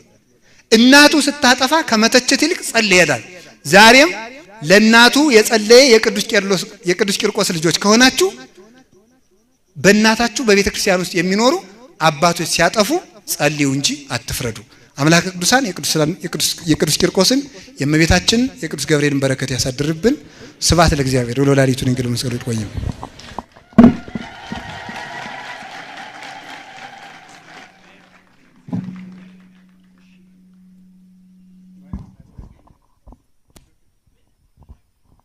እሺ ለጸሎት እንዘጋጅ። አባታችን ጸሎት ያደርጉልን። እምቢ ብለው ነበር እንጂ አባታችን ነበር። እኔም ተባርኬ በር ደስ ባለኝ። እንግዲያውስ ሰሞኑን የቅዱስ ሲኖዶስ ጉባኤ እየተካሄደ እንደሆነ ታውቃላችሁ አይደል? ሁላችሁም ቢያንስ ለቅዱስ ሲኖዶስ መሳካት አባቶቻችን በጎ ውሳኔ እንዲወስኑልን፣ የተወሰነውም እንዲፈጸም፣ ጠላቶቻችን እንዲረጉ ሌሊት 7 ጸሎተ እግዝእትነ ማርያም እየተናሳችሁ እየጸለያችሁ የብፁዓን ቅዱሳን አባቶቻችን የፓትርያርኮችን የሊቀ ጳጳሱን እያነሳችሁ አባቶቻችን አስብልን ብላችሁ ጸልዩ። አሁንም አንድ ሰላም ለኪ ለራሳችን፣ አንድ ሰላም ለኪ ደግሞ ለቤተ ክርስቲያናችን፣ አንድ ሰላም ለኪ ደግሞ ለሀገር፣ 3 ሰላም ለኪ በግንባራችን ተደፍተን እንጸልያለን። በሉ አሁን ሰላም ለኪ ነው። ሰላም ለኪ እንዘነሰግን ለኪ ማርያም ምነን አስተበቀዋቂ ማርዌና አዊ ተማይጸነብኪ ቤንታና ምጪ ወያጭማውኪ ማይበረኔውም ድንግል ባርኪ ጸሎተ እግዝእትነ ማርያም ድንግል ወላዲተ አምላክ ታበዩ ነፍሴ ለዚያወር ተታሐጽ መንፈሳዊ አምላክ መድኃኒ ስመረ የማመላመቱ ናሁም ኢዜስ ያስተበጸውኒ ኩሉ ትውልድ ስመ ገብረ ሊታ ኃይለ ብያቶ ቅዱስ ሙሳ ኃይሉኒ ለትውልድ አለ ይፈርሁ ወገብረ ኃይለ በመዝራኢቱ ወዘሮም ለአብዩና ልቦም ነሰቶም ላያለን መናብርቲዮም አበዮም ለተወታን ዋጽገቦም በረከቱ ለርባን ፈኑምራቆም ለቦላን ወተወክፈ ለእስራኤል ቁዲሁም ወተዘከረ ሳይሎ ዘይቤሎም ላወይን ለአብርሃም ወለዘሩ እስከ ለዓለም ሰላም ለኪ እንዘነሰግን ለኪ ማርያም ምነን አስተበቀዋቂ ማርዌና አዊ ተማይጸነብኪ ቤንታና ምጪ ወያጭማውኪ ማይበረኔውም ድንግል ባርኪ ጸሎተ እግዝእትነ ማርያም ድንግል ወላዲተ አምላክ ታበዩ ነፍሴ ለዚያወር ተታሐጽ መንፈሳዊ አምላክ መድኃኒ ስመረ የማመላመቱ ናሁም ኢዜስ ያስተበጸውኒ ኩሉ ትውልድ ስመ ገብረ ሊታ ኃይለ ብያቶ ቅዱስ ሙሳ ኃይሉኒ ለትውልድ ለለ ይፈርሁ ወገብረ ኃይለ በመዝራኢቱ ወዘሮም ለአብዩና ልቦም ነሰቶም ላያለን መናብርቲዮም አበዮም ለተወታን ዋጽገቦም በረከቱ ለርባን ፈኑምራቆም ለቦላን ወተወክፈ ለእስራኤል ቁዲሁም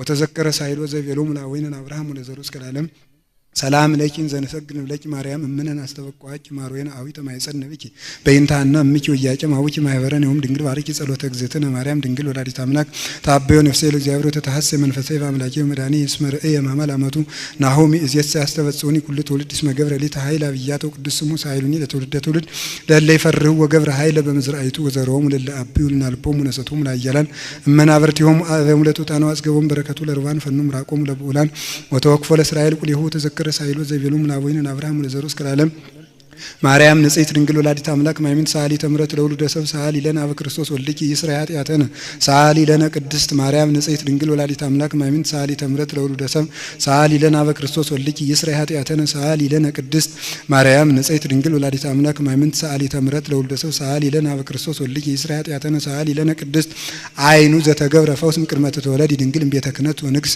መድኃኒተ ዓለም ኮነ ደመጽጌኪ ክርስቶስ እሰግድ ለተአምሪኪ በአብራከ ሥጋ ወነፍስ በከመ ሰገደ ለወልድኪ ዮሐንስ በቀርስ ለአብርሃም ለይስሐቅ ለያዕቆብ የተለመነ ሕያው እግዚአብሔር ይለመነን። ለአባ ሕርያቆስ ለቅዱስ ኤፍሬም ለቅዱስ ያሬድ ለአባ ጊዮርጊስ ለበላይ ሰብ ጣዕሟን ፍቅሯን ረድኤቷን ያሳደረችባቸው እመቤታችን ለኛም ጣዕሟን ፍቅሯን ረድኤቷን በልቡናችን ሰሌዳ ተጻፍልን። እንደወደቃችሁ በቀኝ በግራ በፊት በኋላ በመዓልት በሌሊት የሚፈታተናችሁን ኃይለ አጋንንት ጌታችን ኢየሱስ ክርስቶስ በኃይለ መስቀሉ ከግራችሁ በታች ይጣልላችሁ። የሰላም አምላክ ኢየሱስ ክርስቶስ ወድቀን እንደለመነው የሀገራችን የኢትዮጵያን የቤተክርስቲያናችን ጠላት አጋንንትን የሰላም አምላክ ከግራችን በታች ይቀጥቅጥልን። ሰላማዊ ኢየሱስ ክርስቶስ መጨረሻችን ያሳምርልን። ከስላሴ ልጅነት ከአበው አንድነት አያናውጸን። ለአባቶቻችን ፍቅር አንድነትን ያድልልን። ቤተክርስቲያናችን በደሙ እንደዋጃት በደሙ አትሞ ይጠብቅልን። የታሰሩትን ያስፈታልን። የታመሙትን ይፈውስልን። የተሰደዱትን በያሉበት ይጠብቅልን። ከሃይማኖት የወጡትን ወደ ሃይማኖት ይመልስልን። ነፍሳተ ሙታንን ይማርልን። ያዘኑትን ያረጋጋልን። ሕያዋንን ይጠብቅልን። ሁላችንም ፍጻሜያችን አሳምሮ በመንግስቱ ይሰብስበን። የቅዱሳን በረከት ይደርብን። እንዲህ እያልን ጸልይ። አባታችን ሆይ በሰማያት የምትኖር ስምህ ይቀደስ፣ መንግስትህ ትምጣ፣ ፈቃድህ በሰማይ እንደሆነች እንዲሁም በምድር ትሁን። የዕለት እንጀራችንን ስጠን ዛሬ፣ በደላችንንም ይቅር በለን እኛም የበደሉን ይቅር እንደምንል። አቤቱ ወደ ፈተና አታግባን፣ ከክፉ ሁሉ አድነን እንጂ መንግስት ያንተ ናትና ኃይል፣ ክብር፣ ምስጋና ለዘላለሙ አሜን። እመቤታችን ቅድስት ድንግል ማርያም ሆይ በመልአኩ በቅዱስ ገብርኤል ሰላምታ ሰላም እንልሻለን። በሐሳብሽ ድንግል ነሽ፣ በስጋሽም ድንግል ነሽ። ያሸናፊ የእግዚአብሔር እናት ሆይ ሰላምታ ላንቺ ይገባሻል። ከሴቶች ሁሉ ተለይተሽ አንቺ የተባረክሽ የማኅፀንሽ ፍሬ ቡሩክ ነው። ጸጋን የተመላሽ ቅድስት ሆይ ደስ ይበልሽ፣ ልዑል እግዚአብሔር ካንቺ ጋር ነውና ከተወደደው ልጅሽ ከጌታችን ከመድኃኒታችን ከኢየሱስ ክርስቶስ ዘንድ ይቅርታና ምሕረትን ለምኝልን ኃጢአታችንን ያስተሰርይልን ዘንድ ለዘላለሙ አሜን። ጌታችን መድኃኒታችን ኢየሱስ ክርስቶስ የካህናት አለቃ ይቅር ባይ ለአባቶቻችን ለሐዋርያት ስልጣነ ክህነትን የሰጠ በከበረ ደሙ ፈሳሽነት የዓለሙን ኃጢአት ይቅር ያለ በማወቅ ባለማወቅ ከልጅነት እስከ እውቀት የሰራችሁትን ኃጢአት ይቅር ይበላችሁ። አባቶች ካህናት፣ ወንድሞች ዲያቆናት፣ አባቶች እናቶች፣ ወንድሞች እህቶች፣ ሕፃናት ሁላችሁም ከኃጢአት ማሰሪያ የተፈታችሁ ንጹሐን ሁኑ። እኔንም እናንተንም ለመንግሥተ ሰማያት የበቃን እንዲያደርገን 12 ጊዜ እግዚኦ መሐረነ ክርስቶስ እንበል።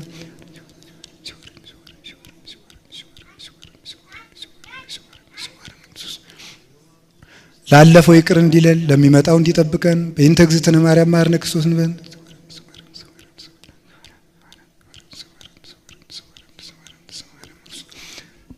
በእንተ እግዝእትነ ማርያም መሐረነ ክርስቶስ። አቤቱ ጌታዬና አምላኬ ንጉሴ ኢየሱስ ክርስቶስ ሆይ የኔንም የወገኖችህንም ኃጢአት ይቅር በል። የማይሰራ ኃጢአት እግዚአብሔር ይፍታ። ሥላሴ በክብር ያንሳችሁ። እሺ ለአባታችን ቃለ ሕይወትን ሰማልን። አምላካችን እግዚአብሔር ስለነበረን ጊዜና ሰዓት ሁሉ ስሙ የከበረና የተመሰገነ ይሁንልን። ያው እንግዲህ አባታችን በአዲስ አበባ ቢሰነብቱና ይሄንን ጉባኤ ብንደግመው ደስ ይለን ነበር። ነገር ግን ምናልባት ከዚህም በኋላ እርሳቸው ወደዚህ ወደ አዲስ አበባ የሚመጡበትን ጊዜ መረጃዎችን ስለምናገኝ በሚመጡበት ጊዜ ሁሉ አባታችን ይሄንን ደብር ያው እንግዲህ እንደ ደብራቸው ተመልክተው በመጡ ቁጥር እንደሚታዘዙን ተስፋ እናደርጋለን። አባታችንን በዕድሜ በጸጋ ይጠብቅልን። መንገዳቸውን ሁሉ አቅንቶ በሰላም በጤና ካሰቡት ቦታም እንዲያደርስልን የእርሱ ቅዱስ ፈቃዱ ይሁንልን።